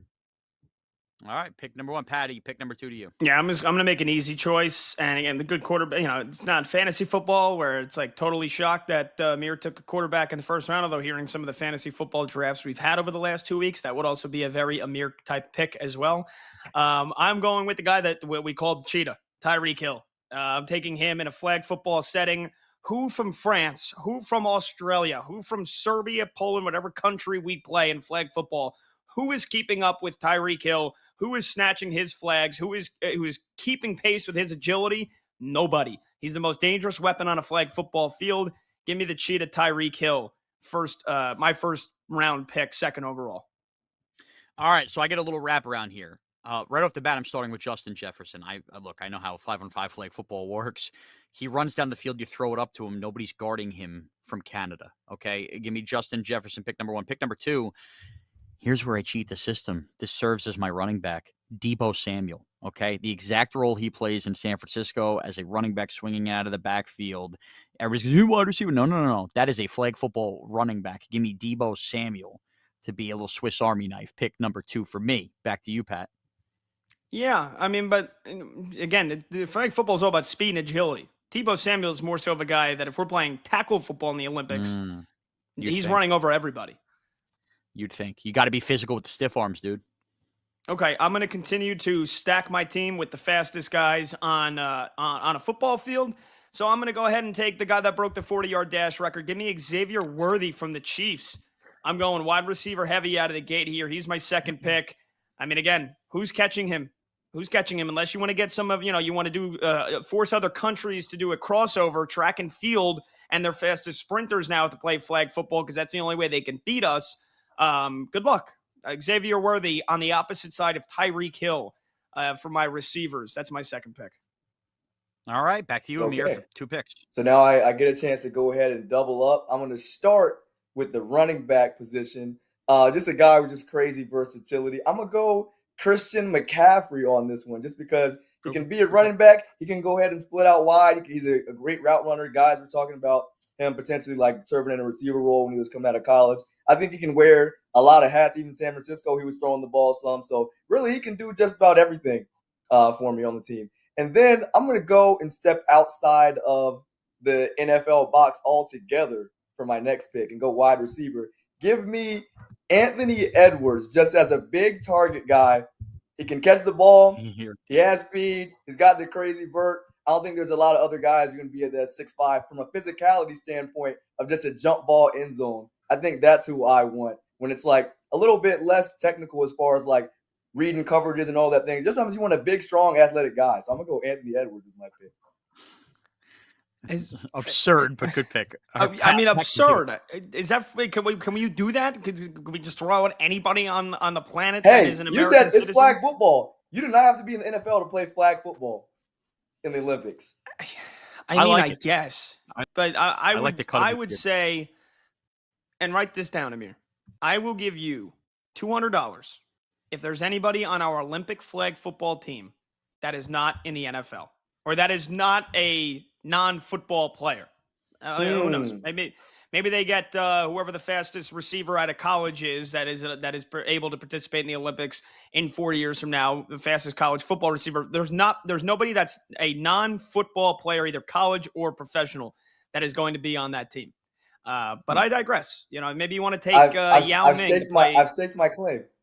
Maybe you want to take Yao Ming to play tight end for China next. I am going to go to the quarterback. I'm going to take my quarterback here, and I'm taking the greatest quarterback in the game, and that's Patrick Mahomes. Not only because he's a winner, and the guy knows how to win, and he's got all the intangibles. And again, how many times do we see Mahomes dance behind the line of scrimmage, left and right, make guys miss, make these absurd throws with his left hand, underhand, shovel pass? You got to get creative in flag football sometimes. If the coverage breaks down, or if your guys aren't open, or for whatever reason, if we're doing a 5 Mississippi count and you've got the defensive line from Morocco coming after you. So Mahomes knows how to avoid those guys. He knows how to evade them. He can make trick plays. He can make it happen with his legs. Give me Mahomes. He's my quarterback, pick number 3. Oh, that's cool. That's a good little pick. I'm going to go back to the well here. Okay, slide Debo Samuel back to receiver if you want. I'm taking Devon A-Chain. Did we forget how fast he was when he mentioned Tyreek Hill? He absolutely blows past people. You want to put a team of speed. I'm going to take A-Chain. And for pick number 4, to me, it's obvious. It's Daniel Jones. Okay, look, this is not an 11-on-11 situation. He is Vanilla Vic. People forget how agile and how crazy good he is with his speed and his run game. He is actually the perfect 5-on-5 flag football quarterback, Daniel Jones. There's nothing to laugh at. You don't know ball if you don't realize how that's a perfect fit for him. Pat, I'm gonna need your disrespect for him to be louder than it was for me. Daniel Jones, because Daniel Jones that connect. Pick, Go ahead, Amir. Is that pick worse than Anthony Edwards at receiver? Probably because you guys don't know ball. Here is the thing, Sean. You also need your quarterback to be able to throw the football as well. Yeah, and he's pretty good at it. Have you seen these training camp practices? He's been freaking throwing I saw him miss Wan'Dale Robinson by 15 yards when he was wide open. Pay attention to the other throws. He's throwing dots right now. Oh my God. And it's about the speed. It's about the speed and everything. He is, outside of Lamar Jackson, the best rushing quarterback in football. You could have picked Josh Allen, who runs just as fast as Daniel Jones. He's bigger and bulkier. He's not as shifty. Oh my God. Daniel Jones is Team USA's Olympic flag football quarterback. I can see it now. We would lose. We wouldn't win the gold. No, we wouldn't. We wouldn't win the gold. Sorry, because Sudan's team ain't going to have a better defense than the Vikings did, where Daniel Jones torched them in a playoff game. So get lost. Oh my God. Jalen Hurts is faster than Daniel Jones. No, he's not. And I like Daniel Jones. And again, I rooted for him.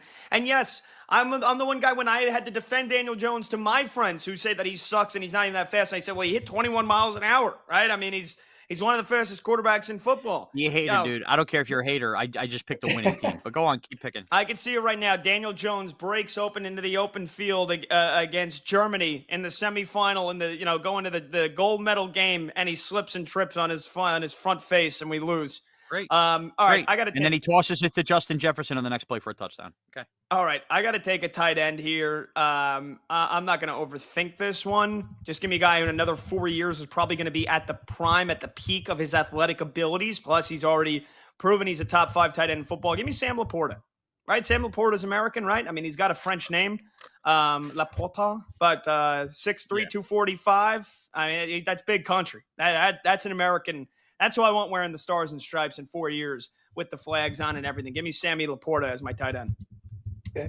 We gotta circle back pretty fast here, so I'm just gonna go tight end, my other wide receiver. Keep it simple. I'm gonna just Cape Cool. I still think is the best tight end in the game. I'm gonna take Travis Kelce. I'm gonna go super physical for my pass catchers and double up with DJ Metcalf on my other side. So two big guys. Got them. Anthony Edwards. Got Lamar Jackson. Got Christian McCaffrey to go ahead and fill out my team and send it back to you, Pat. Okay, so I need a running back. Bang. Give me Raheem Mostert. And I got nothing else behind that. Mostert is my running back. All right, and my tight end is going to be Theo Johnson, a rookie at a Penn State 4th-round pick by the Giants. He runs like a gazelle. He's super, super tall, and to go out jump people. Theo Johnson would be awesome as a flag football tight end. There's your Olympic flag football draft, and I think it's obvious. My team wins. My team wins. All right, home run bets next. Dingbat, let's go.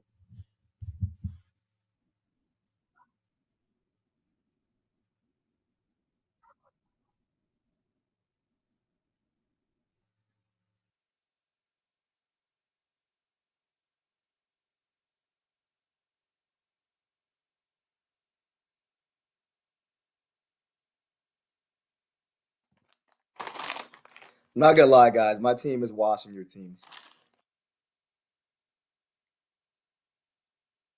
I'd wash you guys. He can do anything. Like AJ Brown. He can cook food, baseball, whatever you need.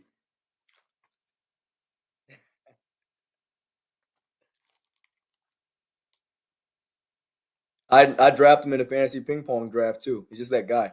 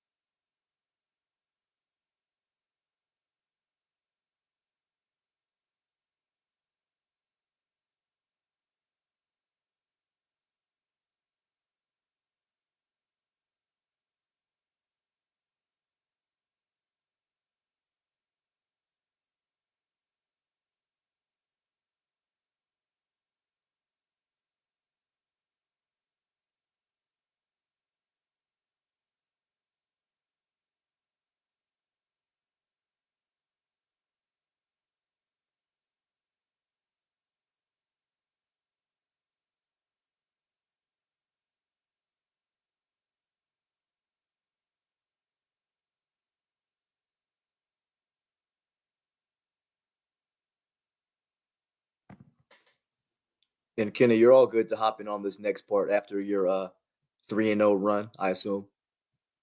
Yeah, of course. Yeah. Cool.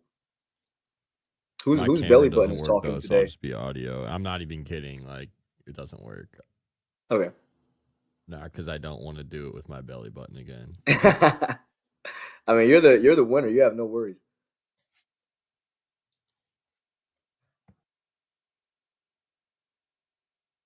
Yeah, I don't know. I wasn't paying attention to your guys' picks because of all that was happening, so I forgot. Dude, no. I know I should have.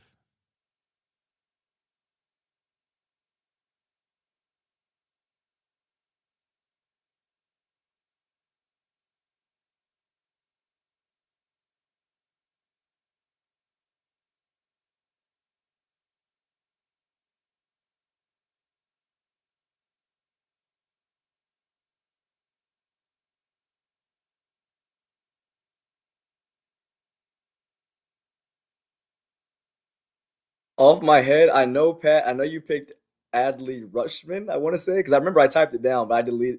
when I did the new rundown, I definitely like changed it out of there. So I should have like copied that.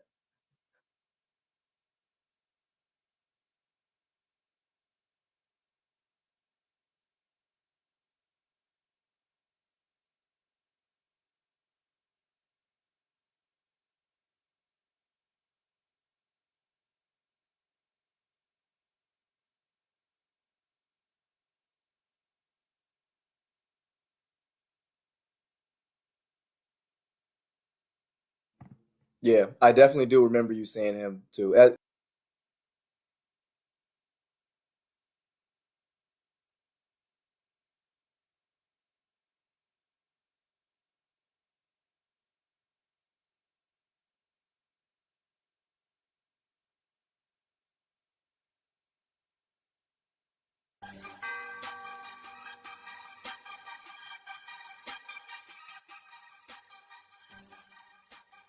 Welcome back to BetQL 5-Star Weekend on the BetQL Network.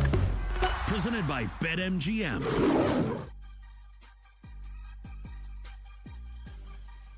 Again, I've heard my wife enter the home. I wonder what is to follow. It's Sean Morash. It's Pat Boyle here. It's dingbat time, baby. Let's play the bed, and then we'll pop up Kenny, and away we go.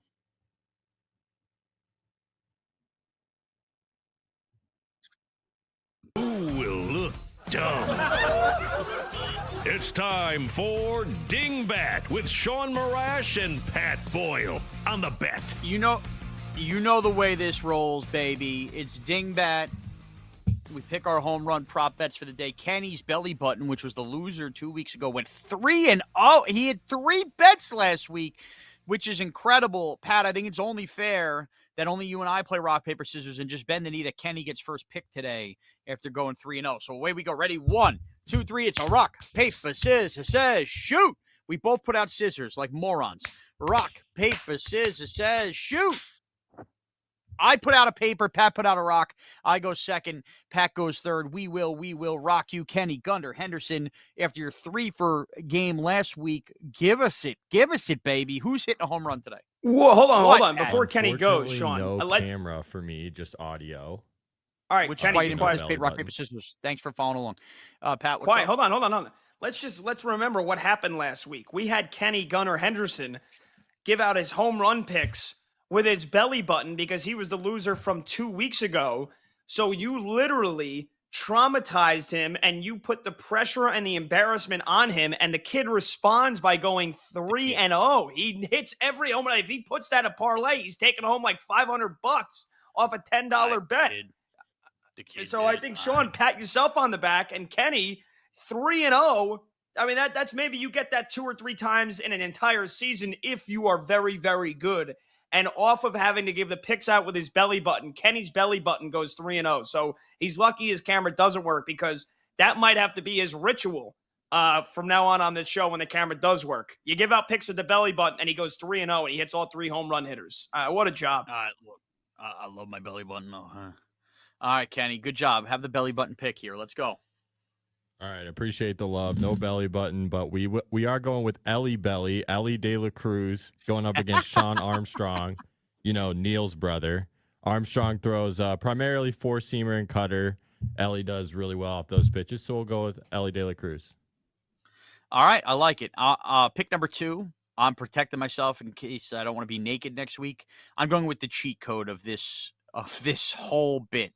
I'm taking Aaron Judge and Fenway tonight at plus 285. Why these teams keep pitching to him, I don't know. Plus 285 still is pretty sweet odds for basically a guy who hits a home run every other day, if not back-to-back days, if not back-to-back-to-back days. Give me Aaron Judge plus 285 tonight, Sunday Night Baseball. Okay. I am going to go for my first pick. And again, you guys know I like to read the weather and the analytics and where the wind is blowing to give myself as much of an advantage as I think I possibly can. And at Kauffman Stadium today, 87 degrees with a feel of 90 in Kansas City. And I'm seeing the wind going straight out at 15 miles an hour. Wind blowing straight out at Kauffman. Give me Bobby Witt Jr. to go deep off against Javier Assad. That's the dude that pitches with the reading glasses. He looks like an absolute slob. I mean, he pitched pretty well in the first half of the year for the Cubbies.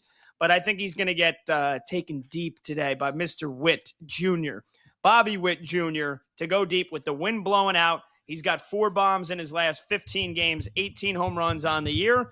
And I just did a little stalling because I didn't know what his price was. And now I've got it. Bobby Witt Jr. plus 400 to go deep today in the windy city that is Kansas City. All right. Which way does the wind blow? Back to Kenny. All right, so I'm going to go to Houston, and I'm going to go. They had a big comeback against the Dodgers yesterday. I'm going to go to Yordan Alvarez. He's facing River Ryan. I'm not sure if he's related to Nolan or Matt, but either way, Yordan will take him deep. How about that? Kenny, a little spunk, a little personality. Kid's got chops. All right.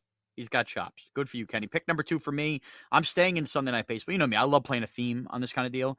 You know who's another guy that teams never learn not to pitch to, especially the Yankees? Rafael Devers. Plus 470 to hit a home run. Carlos Rodon, who you hold your breath, hold your nose every time he's out there pitching that the balls aren't going to fly out of the park. The Yankees will pitch to Devers. Rodon will pitch to Devers. And the Yankees will probably have like a 2-0 lead, and then Devers will tie it or take the lead because that's the way the series has been. Give me Rafael Devers plus 470 to hit a home run today. All right, I'm going to ask your guys' help here for this next one. So I'm seeing again, I'm going off a little bit of wind here.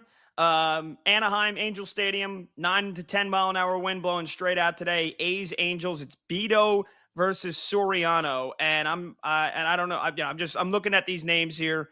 I'm looking at the guys that I know have hit some bombs this year. Brent Rooker's got 25 home runs. Do I just take Brent Rooker? Or, who kind of just got me excited for whatever reason, because I've heard a lot about him this year, and he's a young stud catcher, but he's only got 14 bombs. Do I take a swing on Logan O'Hoppe? What do you guys think here? I'm actually asking for your help here. Should I go O'Hoppe at plus 400 or Brent Rooker? I think I made my decision. O'Hoppe's got 14 home runs. He hasn't hit one. Go ahead. You can't not pick O'Hoppe now after sitting the whole. You'll kill yourself if you didn't pick him. I know, but he doesn't have a home run in the last 7 games. He's only got 2 in the last 15, and he's plus 400. Meanwhile, like I said, Rooker's got 25 bombs on the year, and he's got 3 in the last 7 games, and he's plus 425. How does that make sense? Yeah, how does that make sense? Right. Make that make sense to me, right? Am I an idiot? Doesn't. No, you're not an idiot. BetMGM's got Brent Rooker at plus 425. How do I not take that? Yeah, I think you take it. I'm taking it against Soriano, who he's only given up 8 home runs in 95 innings. Maybe that plays into the price, but Brent Rooker plus 425. That's pick number 2. All right, Amir, back to you. I'm not Amir. Kenny, back to you. All right, so we're gonna go. I'm a White Sox fan, so we're gonna go to the White Sox, and there's one guy on the White Sox you can count on to hit home runs. Luis Robert Jr. might be his last game with the team. Maybe, if you want a little bet out there, put Luis Robert home run and the White Sox to lose in a little 2-leg parlay, because that happens all the time. We know the White Sox lose. But yeah, Luis Robert hit a home run. Okay. My last pick, and I'm going to give you a little something. A little Shawnee research here. Something interesting happening in Philadelphia today. For as good as the Guardians have been, they're having somebody make their major league debut on the mound today. His name is Joey Cantillo, I think, or Cantillo. We'll find out. Cantillo. He is somebody who is pitched to a 1.45 ERA at AAA this year. All right. He's a left-hander. Philly is the number 1 offense, the Phillies, against lefties all season long. A guy is walking into a bandbox in Citizens Bank with a 4.15 ERA in AAA, making his major league debut, and facing a team that rakes against lefties. I mean, throw your dart with any one of those big bats. Give me Bryce Harper plus 330 today to hit one out of Citizens Bank. Am I up? Or is it back to Kenny? No, you're up. Pay attention. I know. I had a bunch of names written down, and then when it came time to decide who I'm going to pick, I'm just kind of going off of vibes here. And I think the vibes on the final pick, I see David Peterson making a start at Citi Field today. I see a guy in Marcell Ozuna who's got 30 home runs, and I just think that those are the vibes. I think those are the vibes. Marcell Ozuna is going to flick one off of a little cement mixer slider that David Peterson throws today. So I can go with anybody on the red-hot Mets offense, but I feel like I haven't hit one with the Mets this year, whether I've gone with Nimmo, whether I've gone with Vientos, whether I've gone with Alonso. I think it's Marcell Ozuna who does some damage today in Queens. Give me the Brave slugger plus 360. Marcell Ozuna, my third and final pick. Okay. So with that, we have given you your dingbat. I like it. Some trade news to update. If you are one that trusts a Bob Nightingale, apparently the Good luck. Yankees and Dodgers are in a full-on bidding war for Isaac Paredes, the all-star from the Rays, who can play first base and third base. Yankees and Dodgers in a bidding war. So if you are to believe Bob Nightingale, that's interesting. Those are two, obviously, teams with World Series aspirations in a bidding wars. The Rays, as you mentioned earlier, just a complete sell. Now, also, I They've guess, sold another player as well yeah, as of 5 minutes Jason ago. Adam. Yes. So, Jason, I got to be honest with you. I don't want to be blunt here. For somebody who watches the AL East, who the heck is Jason Adam? He's a reliever? Yes. One of the many Okay. relievers over the last couple of years that has been very, very good for them. Okay. So, I'm not going to pretend to fully know his numbers, but he's gone to the San Diego Padres for a threesome of prospects, including Homer Bush Jr. How about that? That's so a they name? are full. Homer Bush? You don't know Homer Bush? No. I know a couple of them, Homer. but I don't know the one that just went in this trade. So Homer Bush was the utility guy on the Yankees 90s dynasty. He was a backup to Chuck Knobloch, Derek Jeter, etc. He comes back at old time and say his son is a Major League Baseball prospect that has now been about traded that? to Tampa Bay. Yeah, so you guys are really young, man. You don't know who Homer Bush is? That's kind of crazy to me. Kind of crazy. But crazy is as crazy does. By the way, real quickly, you see J.J. McCarthy really tearing it up at Vikings camp here, Pat. We have any second thoughts? You really No. think Sam Darnold's starting for this team? Absolutely. I think Sam Darnold's starting, and I don't think Sammy Darnold is relinquishing that starting quarterback spot. All right, I Tell don't you need what, to hear what it... I'm just going to say this. I'm racing to everything I said about the Vikings, good chance to make the playoffs, going to take their over. I will be racing to bet the under because I haven't placed my bets yet. I usually place my NFL futures around the third week of August. Again, I don't want to get blindsided by a season-ending injury, in the preseason game.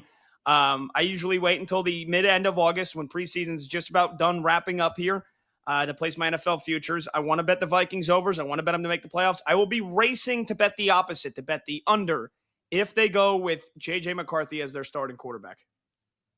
And there you have it. We are a mere Tyree 20 minutes away from tip between Serbia and USA. If you missed Pat Boyle's pick, we will give that to you right at the top of the hour again with hot takes and hot cakes to lock it in ahead of Team USA, the men's basketball team, with their Olympic debut, plus more hot takes and hot cakes to come. GTFO and oh yeah, and our best bets, including a fully baseball-loaded Sunday Scaries coming your way as well. And again, you could check us out, twitch.tv/BetQL as well, if you want to see our pretty faces and unbelievably gaudy shirt that Pat Boyle is wearing. It's BetQL's 5-star weekend presented by BetMGM.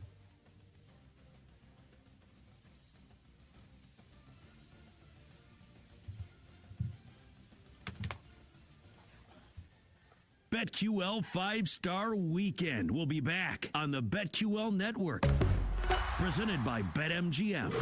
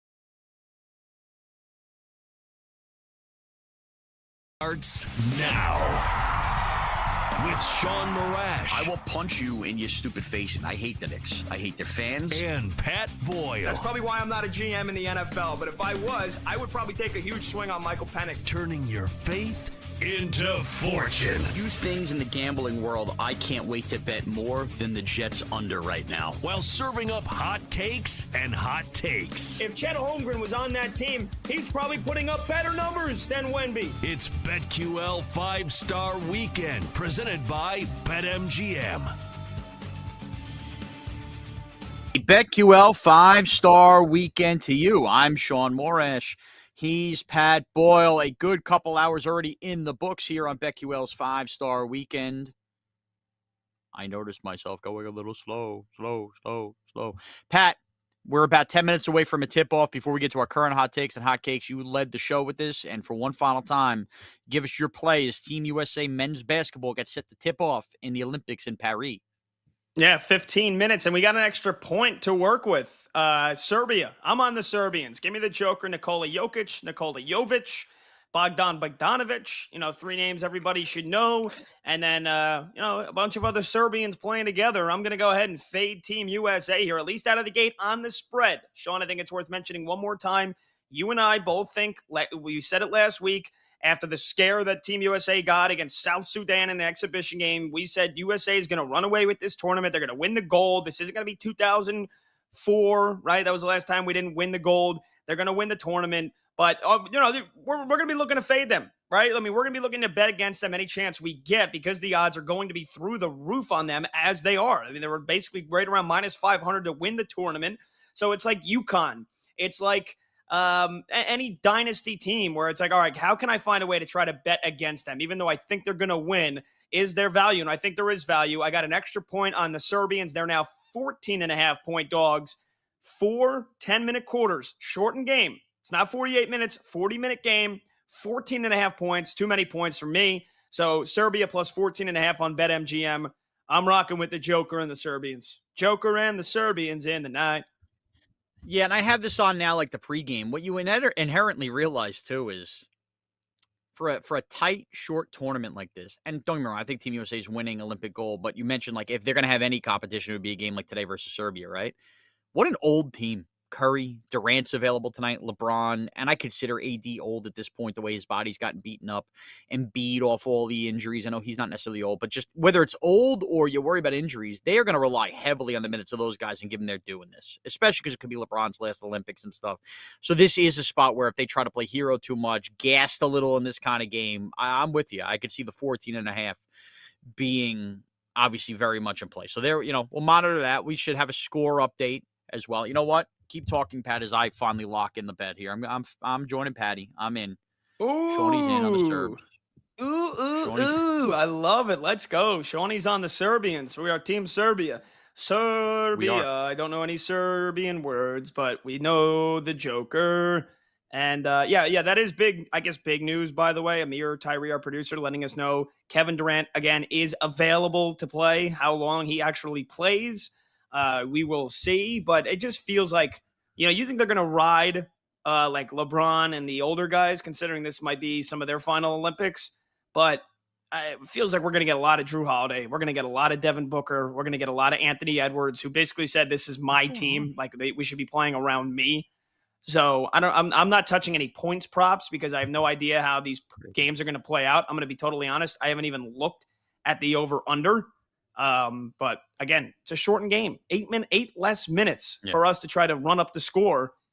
And 14.5 points, way too much. It's too much. And if you want to feel for how old the Olympic team could be and the stars of the Olympic team could be, they've cut to the broadcast, and I love Noah Eagle. Noah Eagle's on the play-by-play. His color commentator will be Dwayne Wade.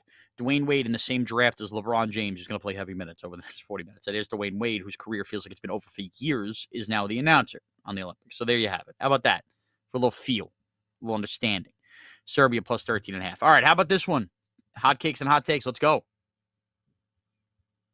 People, boy, do I need some hot takes and hot cakes. Pat Boyle and Sean Marash, give it to them.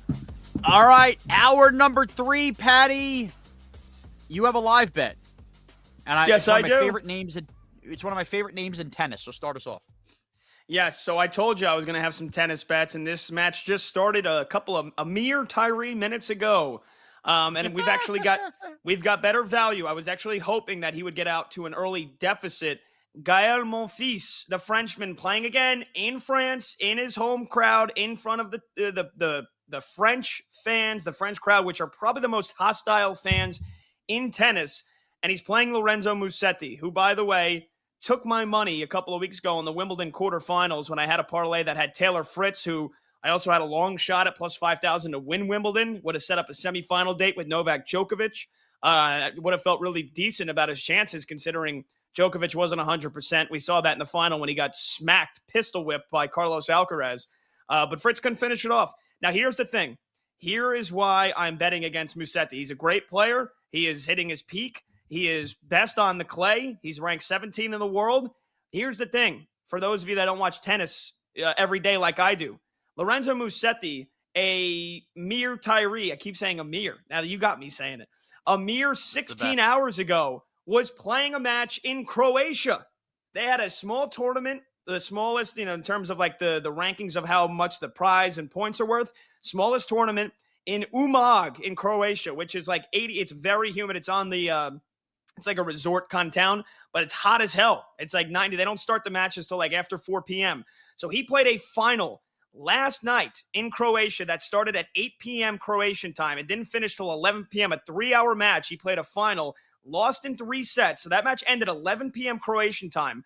He then had to go through, which is usually like 2 to 3 hours of post-match rehab where they run the bike, they get a massage, they ice, they got to do media. I don't know how much media he did, but I would assume like he probably got back to his hotel in Croatia somewhere around 1:30, 2 a.m. Croatian time, and then either slept a couple hours or hopped on a plane and flew straight to Paris. And now here we are a day later, and he's playing a Frenchman, Monfils, which again, on paper, all things equal, he should win this. Monfils is getting a little bit older. Clay is not his strong suit. They actually played in the French Open just 2 months ago, and Musetti won it in straight sets, 3-0. But all those things considered, this guy was playing a match last night that didn't get done till almost midnight and then hopped on a plane and flew to Paris.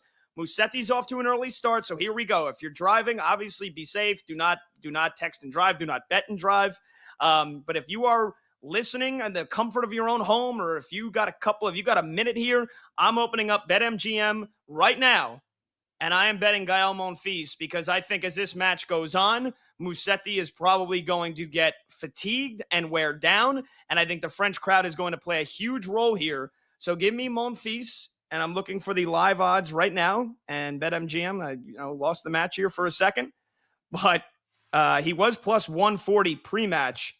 And I can only imagine now that he is down, and he got broken to start the match. So he's down 2-0, and it's about to be 3-0. Why can't I find the match? I can't find it. Stink. I just had it. Sean. Just had it here. This is bad, here we go. Pat. This is embarrassing for everybody involved. No, here we go. All right, well, because BetMGM showed the featured ones, and then I was trying to find where the live ones, and it was a little difficult. I'm scrambling here. I got it. Here we go. So even better, because you got even better odds, because Musetti won the first 3 games. He's up 3-0. It's best of 3, so you got to win 2 sets, but I think he's going to break down. So he was plus 140 before the match. Right now, I'm live betting Gael Monfils plus 340 on BetMGM. So how about that for a little high-price ticket for you? Monfils, the Frenchman, plus 340. I like it. Fun little bet there. Fun little bet. I'm going to go less bet, more take here. We've talked about the Jordan Love and Tua deals and the problem with the Cowboys having on with Dak. I have had 2 things that I know have been discussed for the last couple of years around me. Frankly, like I didn't care enough about passionately that now I'm firmly in lockstep and believing more and more. The first is the NFL should absolutely be like the other 3 major sports and have a draft lottery where the worse you are, the more ping pong balls you get and everything, especially with the way the quarterbacks have gone now. There's no doubt you're going to be going quarterbacks 1, 2, 3. It feels like in almost any draft now in desperation for teams looking for the quarterback position. And when you tie that to this, the quarterbacks that are getting paid, and you talked about Boyle, it doesn't even matter what quarterback has accomplished more. Just it matters if, hey, are you decent enough that a team feels you should be their starter for the next 5 years? If so, you're going to top the next deal, even if you're not better than Mahomes or Burrow, et cetera, et cetera, et cetera. So with that, people have bountied this about, and I think it's now more real than ever. because the NFLPA is going to come to a head where they're going to be very split very soon. Because as long as there's less pieces of pie involved for all the other positions on a football field, because the quarterback is hogging so much of the cap up, the NFL needs to come up to a great divide. There needs to be a salary cap for the rest of the roster and a salary cap for the quarterback position. And the quarterback position salary cap could be based on a lot of what we've seen similarly. The more you pay for a quarterback, the less you could pay for a backup quarterback. You know, whatever that quarterback room is, you have a certain amount to work with. And now it could be a very high amount. It's not like you're asking these quarterbacks that are topping deal after deal to take less money. It could be a high amount. But on the flip side, then, you need to raise up a little bit of what the salary cap is going to be for the rest of a roster and basically have GMs have it operate. You have a certain amount of money to allocate to the quarterback position and the rest of the amount of money to allocate to the rest of your roster. And take that with the new TV deal and everything and figure out whatever that right number is, because ultimately, if every team just has to keep coming up to this decision to pay their quarterback, and when does it stop? Do you see it stopping anytime soon? 53 million guaranteed, 55 million guaranteed. We can keep going. If you don't cap this, where does that leave the running backs 3 years into the league? A cornerback like this. Good football players that still have football in them will ultimately be phased out in favor of rookies on rookie contracts, and guys' careers at other positions besides quarterback will probably be cut shorter than they have to be in the NFL from a professional level just because of pure finances. A guy who is good enough to start at insert a position here in the NFL is going to ultimately not even be able to be afforded to be paid a backup because too much money is getting paid to quarterbacks, and they're going to be replaced by a 4th-round pick, a 5th-round pick that is not as good as them. And that is going to be an NFLPA problem that is going to get worse and worse and worse as this trickle down of paying quarterbacks comes, Pat. Yeah, it's a great point. I mean, you heard me go nuts about how all these guys, Trevor Lawrence, Justin Herbert, that have, for the most part, won nothing, and they're getting paid all this money. I wonder if the NFL side salary cap just for quarterbacks. That is, it's very interesting. It's been talked about. It's been talked about, but I feel like now it's going to come to a head at the next CBA. That's an interesting point. Interesting point. So our quarterback wants, let's say it's $85 million a year. Well, or like pick a random number that it escalates to that like you could cap out quarterbacks at. Okay, well, if Patrick Mahomes wants 75 mil, then you're not going to be able to afford if he goes down the 34th best quarterback. Like there is a balancing act to that, obviously. Yeah, no, it's a great point.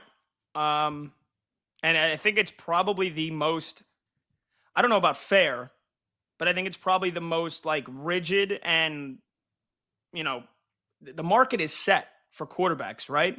Right. Whether I think Tua deserves $53 million a year or not, for the most part, a lot of people freaked out a couple years ago when Daniel Jones got $40 million a year. I mean, look where that contract ranks up now. 17th.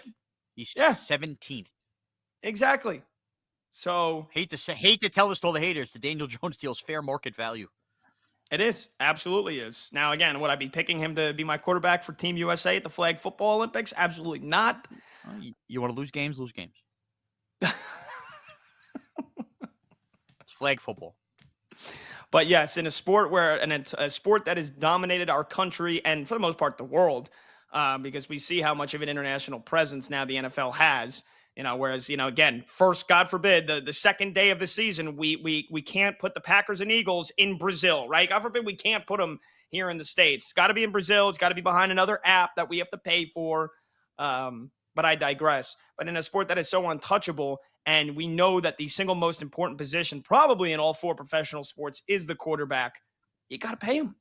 You got to pay him, whether you think it's fair or not. So I think that is a very fair discussion, Shawnee, and a very logical, rational one by you, that there could be a side salary cap for quarterbacks.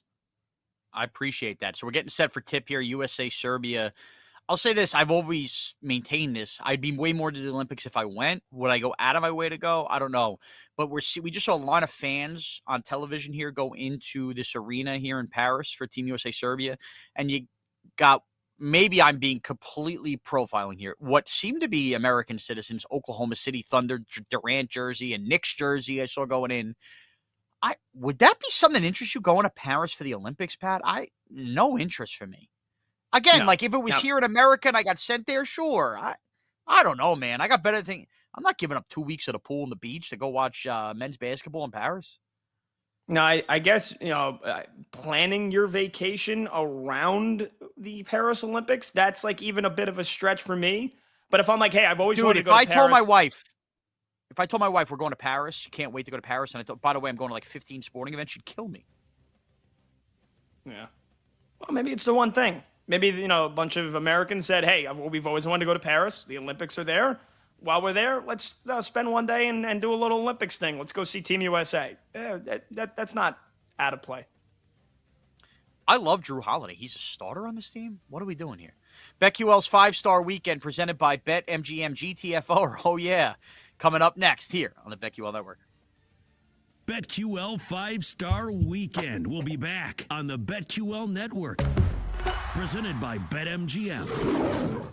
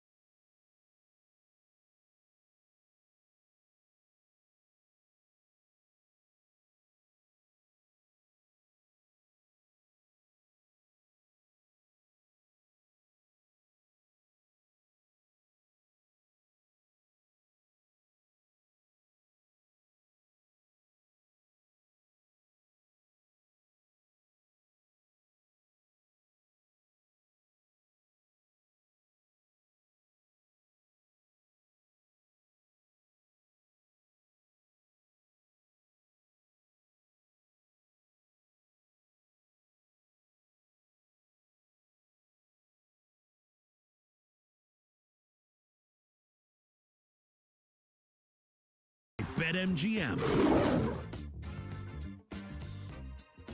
Bell's 5-star weekend presented by BetMGM.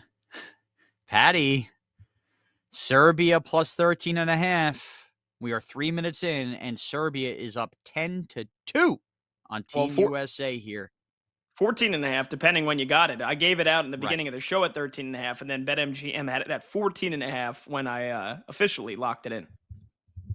So a nice start for Serbia versus Team USA. Again, if you like the spread. Let's see. We getting any cash out offers yet? I don't even know. Bow out. Cash out Anyway, offers, Team it's USA. 10-2. The spread right now, by the way. Ooh, I don't like. Oh, I do like to feel this. Team USA is now laying 8.5 on the live number. Down 8 right now. Laying 8.5. Early sandwich, a sandwich spot. If you want to do a little, try to find a little middle game. I mean, it's very aggressive. I would probably wait and see if USA comes down to like 4.5, and then maybe a little mini hedge there. But well, I mean, we're looking good. We're looking good, baby. We are looking good. So we'll keep monitoring. Do you still hate the Olympics, Sean, by the way? You know, we were going toe-to-toe, screaming at each other in the first segment. You still hate the Olympics? Yeah, because ultimately it's still boring. Ultimately, it's processed cheese. It's not. Come on. Well, I'm sitting here right now in front of it. I'm betting the game. It's a little different. In 4 Saturdays, when I'm watching college football, am I going to feel like this? No way. No way. No way. I got my one friend texting me, by the way. Embiid is ass. Okay. Wow, and he's still going to that. Usually the kids go cheeks these days. A big 3-pointer hit, too. Now, don't suck me into this game. I don't care. Steph Curry's made it 10-5. Okay. Now, it's time for our favorite weekly game, GTFO, or Oh Yeah. Time for GTFO, or Oh Yeah. All right. We got to be kidding me. Olympic, your sister's ass, Olympic. All right, let's start it off. The U.S. will win the most gold medals in this year's Olympics. I guess this means all the sports across. So before I say GTFR, oh yeah, could somebody ask me this seriously? Seriously, because I actually realized I don't think I've ever tracked this. You track like individual sports or whatever. Does USA typically win the most gold medals every year? Yes. Yes, and that's what my research has been during this last break. Now, I think what I was looking at on Wikipedia is total medal count, and I think we've won the total medals in like all but 2 of the last, like in the last 40 years. China, I think, had the most medals, was that 2008 in Beijing? And then the Soviet Union, I think, back in the 90s. I think other than that, we have won the most medals every year. But now I'm looking at the most gold medals, right? Because that's what the question is. And the last Olympics in Tokyo, we had 1 more gold medal than China, 39-38. In the 2016 Summer Games, we had 46 gold medals. The next closest was Great Britain with 27. And in the 2012 Summer Olympics, we also had the most gold medals with 48, and China was second with 39. So there you go. Interesting. Okay. So I guess, oh yeah, we will win the most gold medals will be my answer. Yeah, I'm gonna go. Oh yeah, as well. Right. I mean, usually I don't know if they allow you to have more athletes based on if you're hosting. So I mean, France isn't gonna beat us. So it's probably gonna be between us and China again, and we've beaten them going back. All but 1 in terms of the total medal count. In terms of the gold, here's an early look at the medal count right now, Shawnee. Australia and China both have 3 gold medals. We only have 1. But again, it's early doors. We're only 2 days in. So I'm going to say, oh yeah, as well. We will win the most gold medals. Can I ask another stupid question? This is like totally. I really don't know the answers. When we talk about gold medals, like does Team USA men's basketball count as 12 gold medals? Like, are we going on the individual athlete? No. You only get. We will only get attributed 1 gold medal if we win men's basketball. Okay. And Team USA has taken a 13-12 lead on Serbia, a big charge. So maybe if you wanted to lay that 8.5, that was the time. The sandwich shop spot, as Pat alluded to. All right, GTFO or oh yeah, the U.S. would be unrivaled in Olympic flag football. I'm just going to start like, oh yeah. I know that you could get great track runners or whatever. Guess what? You still have to catch the ball. You still have to understand. People who've never played flag football understand there is play design and nuance to this as well. Like you do have to have a feel for football. There are certain plays that work in flag football that are really important, bread and butter, anything like that. Guys, that's the other thing. Flag football, as much as we all love football, football would feel a lot like men's basketball, in which gold's inevitable, which kind of takes away the fun of it. Yeah. By the way, you're a big flag football guy, right? You've got a couple of flag football trophies. I know you used to post them, right? You had Keep a talking. champagne. Keep talking. Shawnee had a champagne shower. I think that he posted one time as a picture after he won a flag football league. So I think he's going to get that trophy right now. As I fill some time here, Amir Tyree in the chat, he's going to get hardware. Yes, he is absolutely going to get his flag football trophy, because that was probably the peak of Sean Marash's life. And he can't hear me say that. So watch, he's going to come back all giddy now. There he is. He's got his gigantic trophy. And again, you can watch twitch.tv/BetQL if you're able to. Shawnee's got his big, fat flag football trophy. That is impressive. I will give you that. Oh, my God.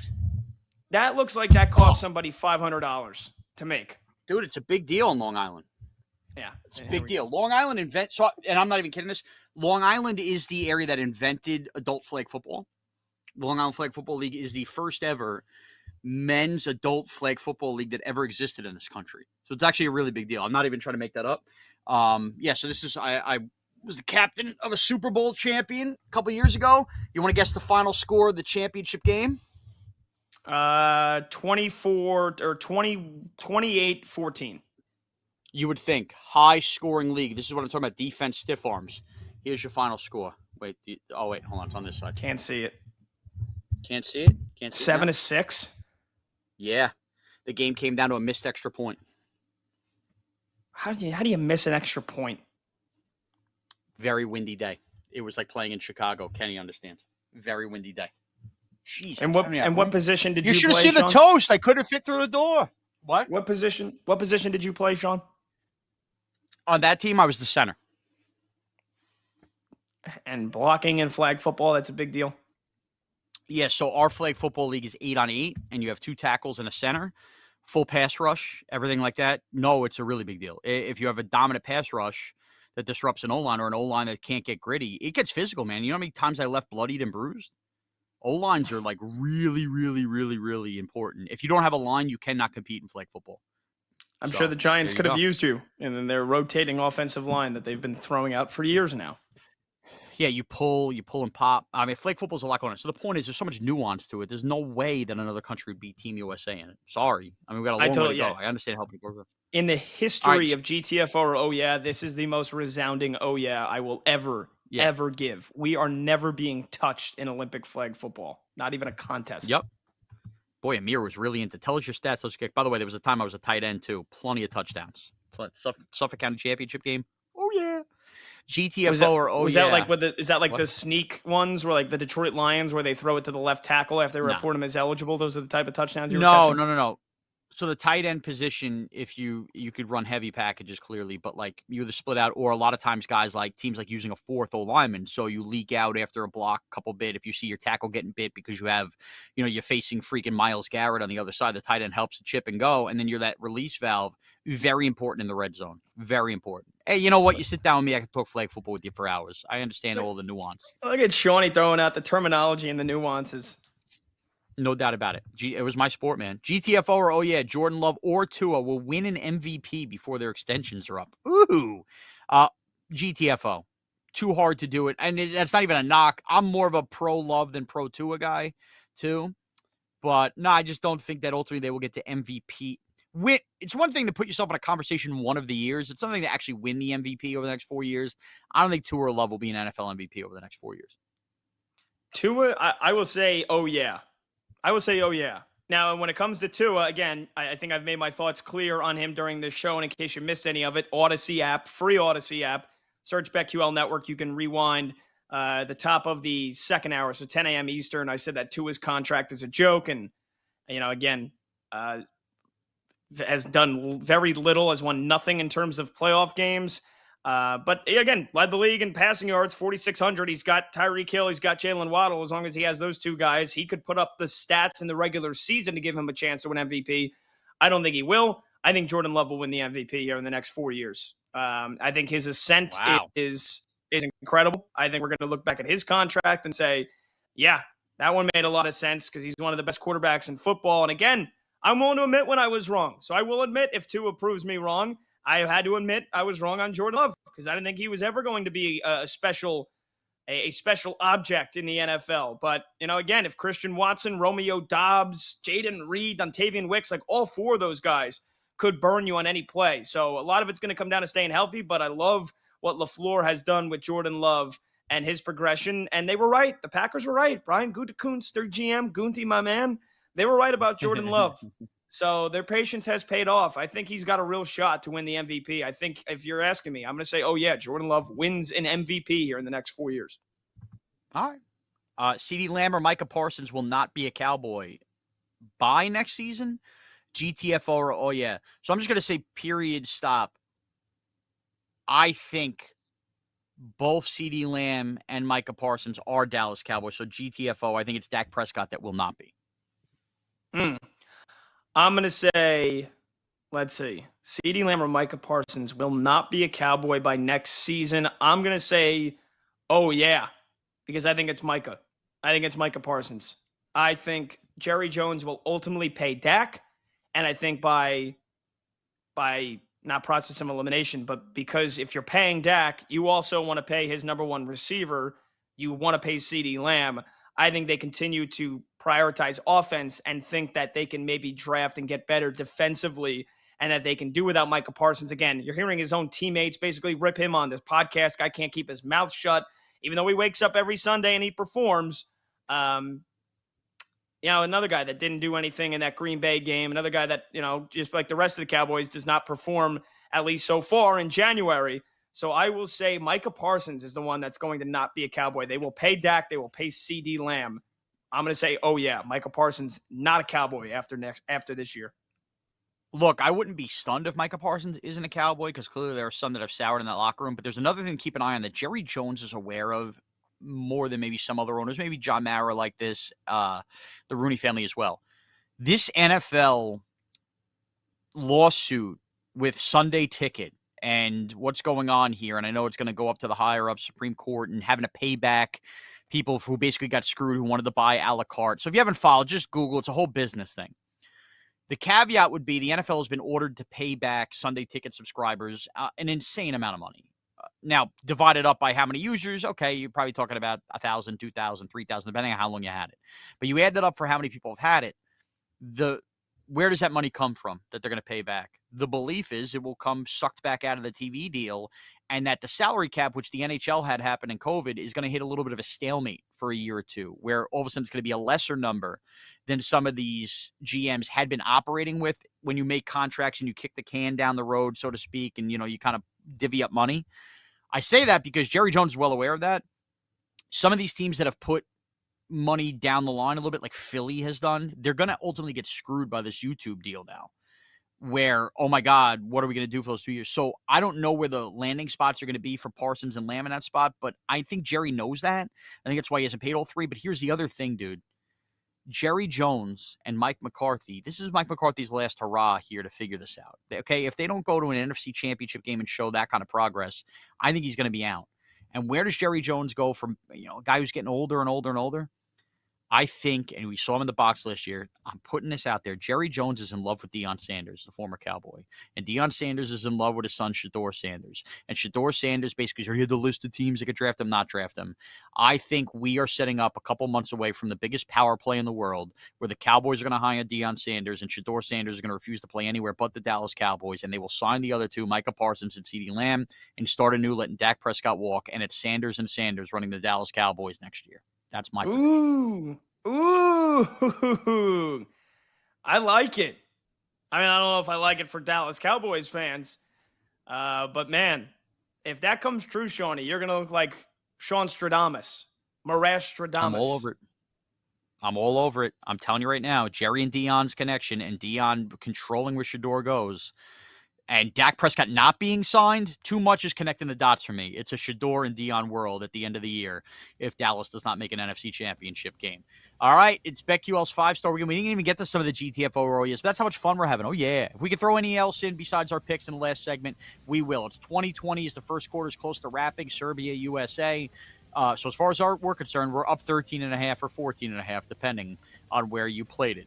It's BetQL's 5-star weekend presented by BetMGM. We close out with our best bets of the day next here on the BetQL Network.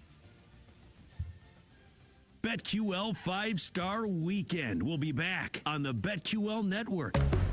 Presented by BetMGM.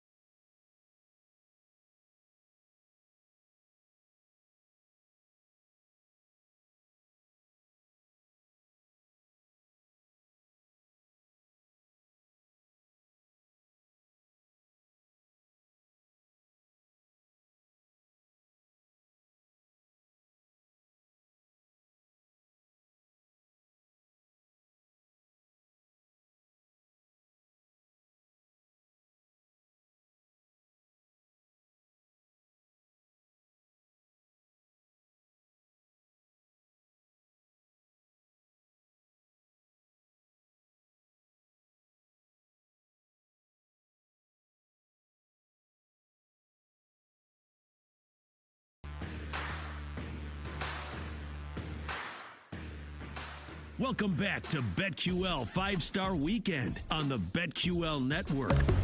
Presented by BetMGM. It's BetQL's 5-Star Weekend presented by BetMGM. A little update. USA's taken a 7-point lead here. Boy, they could score in droves. 30-23. We'll see. I mean, it's been back and forth. Hopefully that we didn't get the best punch Serbia had. By the way, how un-American. Me and Pat basically rooting hard for Serbia here, plus the points and the spot we're at. But 7-point lead for USA. So you got a 6.5, 7.5 point lead if you have Serbia on the spread. Although now it's a 9-point lead. Boy, we might be letting this thing get away from us here. All right. The USA and Serbia continue on. Now, we do come to you for our best bets and our best plays of the day. I'm going to give you a parlay. He's going to give you a beef bet. We got some D-Gen bets. Patty Grumpy Face, you ready for some bets? Yeah, I'm grumpy because I thought the men's. Well, you're going to find out in the generation bets here in a couple of seconds. So you'll go ahead, Shawnee. Fire it. All right. Here's D-Generation bet. I might be a year older. I might be a little grayer. But at the end of the day, I'm still a degenerate. All right, Pat, what do you got? Yeah, so I'm pissed because I thought the men's 100-meter race, the fastest race in all professional sports, that Usain Bolt, his elusive world record, might be broken, and I thought that was coming up in like the next day or two. It's not till next week. So I told you, swimming's the first week, track and field's the second week. That's the way it always is. Yeah, well, it made me angry because I probably could have gave out a swimming bet for an event that was happening tonight, but all right, well, hey, we'll revisit this next week. We'll revisit this next week, and we'll see if the odds have changed. So that's a little teaser for you there to come back and watch us and listen to us next Sunday morning. But the fastest race in all of sports, the men's 100-meter, I'm looking at the futures here. Or I'm looking at who's going to win the gold. And there's basically two options, right? The third option and everybody below is plus 800, plus 1,000, 4 digits, 5 digits. It's going to come down to, and I hope I'm saying his name right, Kashane Thompson, or is it Kashawn Thompson from Jamaica, and our very own Noah Lyles. Kashane Thompson is plus 120 to win the gold medal. Noah Lyles of the U.S. plus 135. I'm going, I'm like a communist here. I'm like an expatriate. I'm going against the U.S. again. I don't think Noah Lyles wins the gold. I think it's Kashane Thompson, whose fastest 100-meter time, by the way, is 9.77, which is less than 0.2 of a second slower than Usain Bolt's world record, which, again, a lot of people thought it would never be broken. Noah Lyles' fastest ever 100-meter, 9.81. So this is going to be like a photo finish, and I'm going to go ahead and I'm going to go with Jamaica. Cool runnings. Give me Jamaica. Bob Marley, Kashane Thompson. I think he's going to be smoking on that Noah Lyles pack after he comes through the ticker tape finish and a photo finish. I'm going with Kashane Thompson, the Jamaican, plus 120. I think he wins the gold in the fastest race in sports. You're making me nervous here, Pat. Making me nervous. 35-25 is the score. USA over Serbia. All right. We should have took that sandwich. We should have took that sandwich spot. We should have did. We missed the boat. Here's my D-Gen bet for the day. And I love this one. It happens Thursday night, so you have plenty of time to get it in. I'm taking the under 31.5 Bears-Texans Hall of Fame game coming up. Here's the deal. 4 of the last 5 years, the under has hit in the Hall of Fame game, the exception being 2 years ago. In the last 10 years, an average total number of points scored in the Hall of Fame game, 28.4. These are notoriously the lowest scoring games standalone that exist in the NFL every year. And you're viewed as a degenerate if you dare put any money on the Hall of Fame game. Who do you know is playing? How do you know is playing? What I do know what's going to happen is you're going to get very minimal starters playing. And what that ultimately leads to, who's the worst or what's the worst type of position to watch play NFL football when the starters are out? It's the offensive line. The offensive line, I don't want to hear that Case Keenum is going to take significant snaps in this game. Maybe Tyson Bagent, these guys have played. When you have really bad backup offensive linemen, bad backup defensive linemen feast on bad backup offensive linemen. And what does that lead to? Disruption, to sloppy football, and to a lack of points. 31.5 is the number. I am taking the under in the Bears and Texans. Think about this. The Bears especially, a team that's very thin rebuilding as well. How the hell are they scoring? anywhere between the second, third, and fourth quarter. This is going to be a field goal fest. Give me the under 31.5 DGen bets, Texans and Bears in the Hall of Fame game, Pat. Yeah, I like that. I mean, I'm all for betting unders. I think the betting unders now in the NFL was the cool thing to do, where you used to be like a wimp. Now I feel like it's Right. more of a sign of manliness. It's more of a sign of testosterone, of high T to bet the under. So yeah, Hall of Fame game. Who the hell, God knows who's going to be playing after the first quarter. Yeah, under, sure. Love it. All right. Here we go now. Give me a Sunday scary play. The weekend is almost over, but there's still time to place just one more bet. Don't panic. There's still time to win it all back. It's time for the Sunday Scaries. Mama said there'd be days like this, there'd be days like this, there'd be days like this. Days where we get paid. Boy, does Shawnee feel good. Oh, does Shawnee feel good. Oh, does Shawnee feel good. I'm going to give you some legs. Who likes legs? I like legs. It's leg season. 6 legs plus 32-1-1, 32-1 essentially, if you want to look at it that way, as your total. Here we go. Guardians and Phillies. I mentioned we have a guy making his debut for the Guardians, and the Phillies feast on left-handers. How about over 9.5 runs in that Guardians-Phillies game in the bandbox it is, Citizens Bank Park? Bryce Harper in that game, I'm taking him for 2 or more total bases. You heard me pick him earlier in the day to hit a home run. If not, a double will do. Give me Bryce Harper, 2 or more total bases in that Guardians-Phillies game. Then we take ourselves to the Reds and Rays. What have the Rays been doing?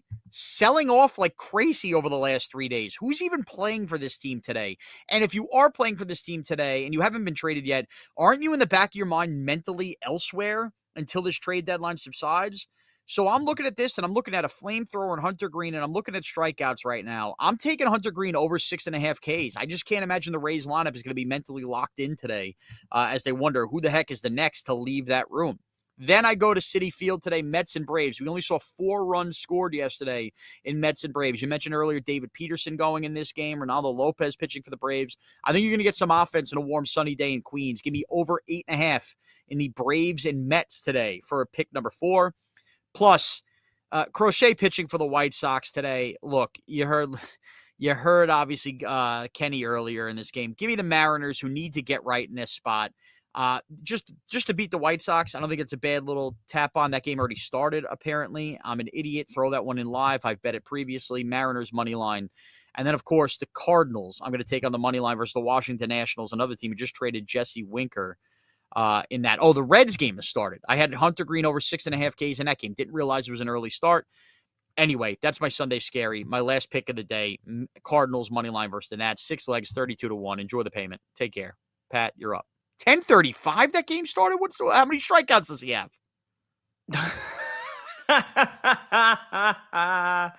And he doesn't have a K?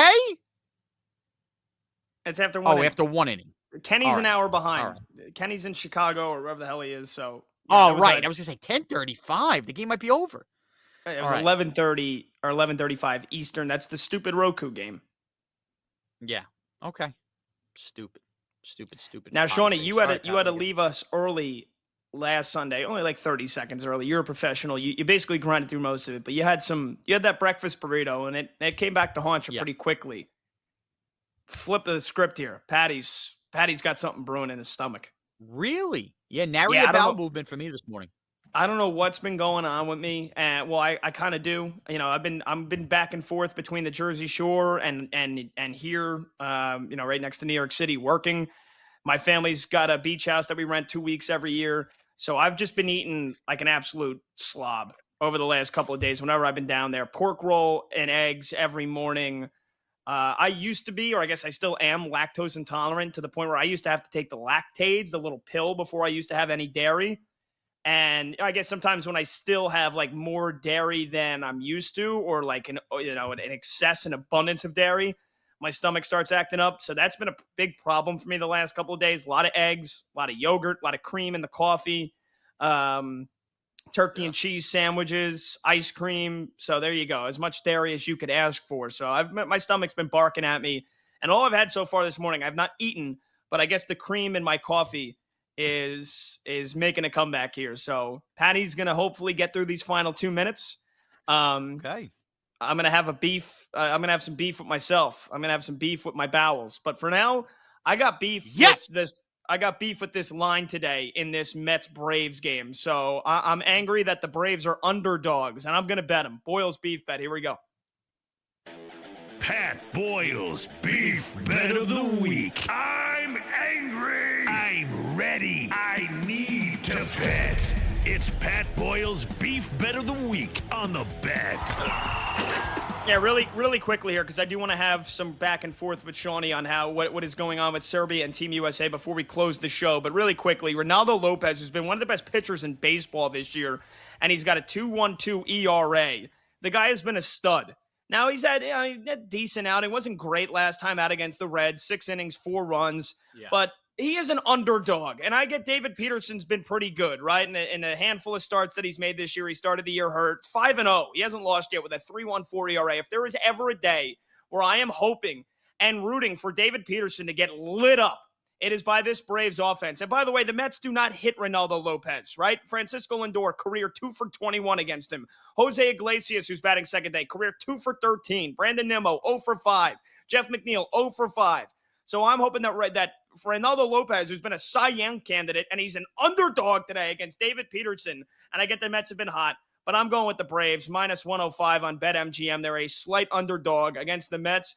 Give me the Braves. Give me Ronaldo Lopez against David Peterson. I mean, come on. Oh, are we kidding here? The Braves are dogs in this game. Let's go. All right. And with that, USA now up 7. We had a big 3 I yelled yes before on from Jokic. So we'll continue to monitor, but hopefully me and Pat cash early here on the Olympics, Patty. So interesting start here to this game. But I think, look, this is why the number is the number is. We're going to probably be right on that number all game long, aren't we? Yeah, it feels that way. It feels like this is going to be a nice little morning sweat all the way until, 1:15 p.m. Eastern here for us. So there you go. And away we go.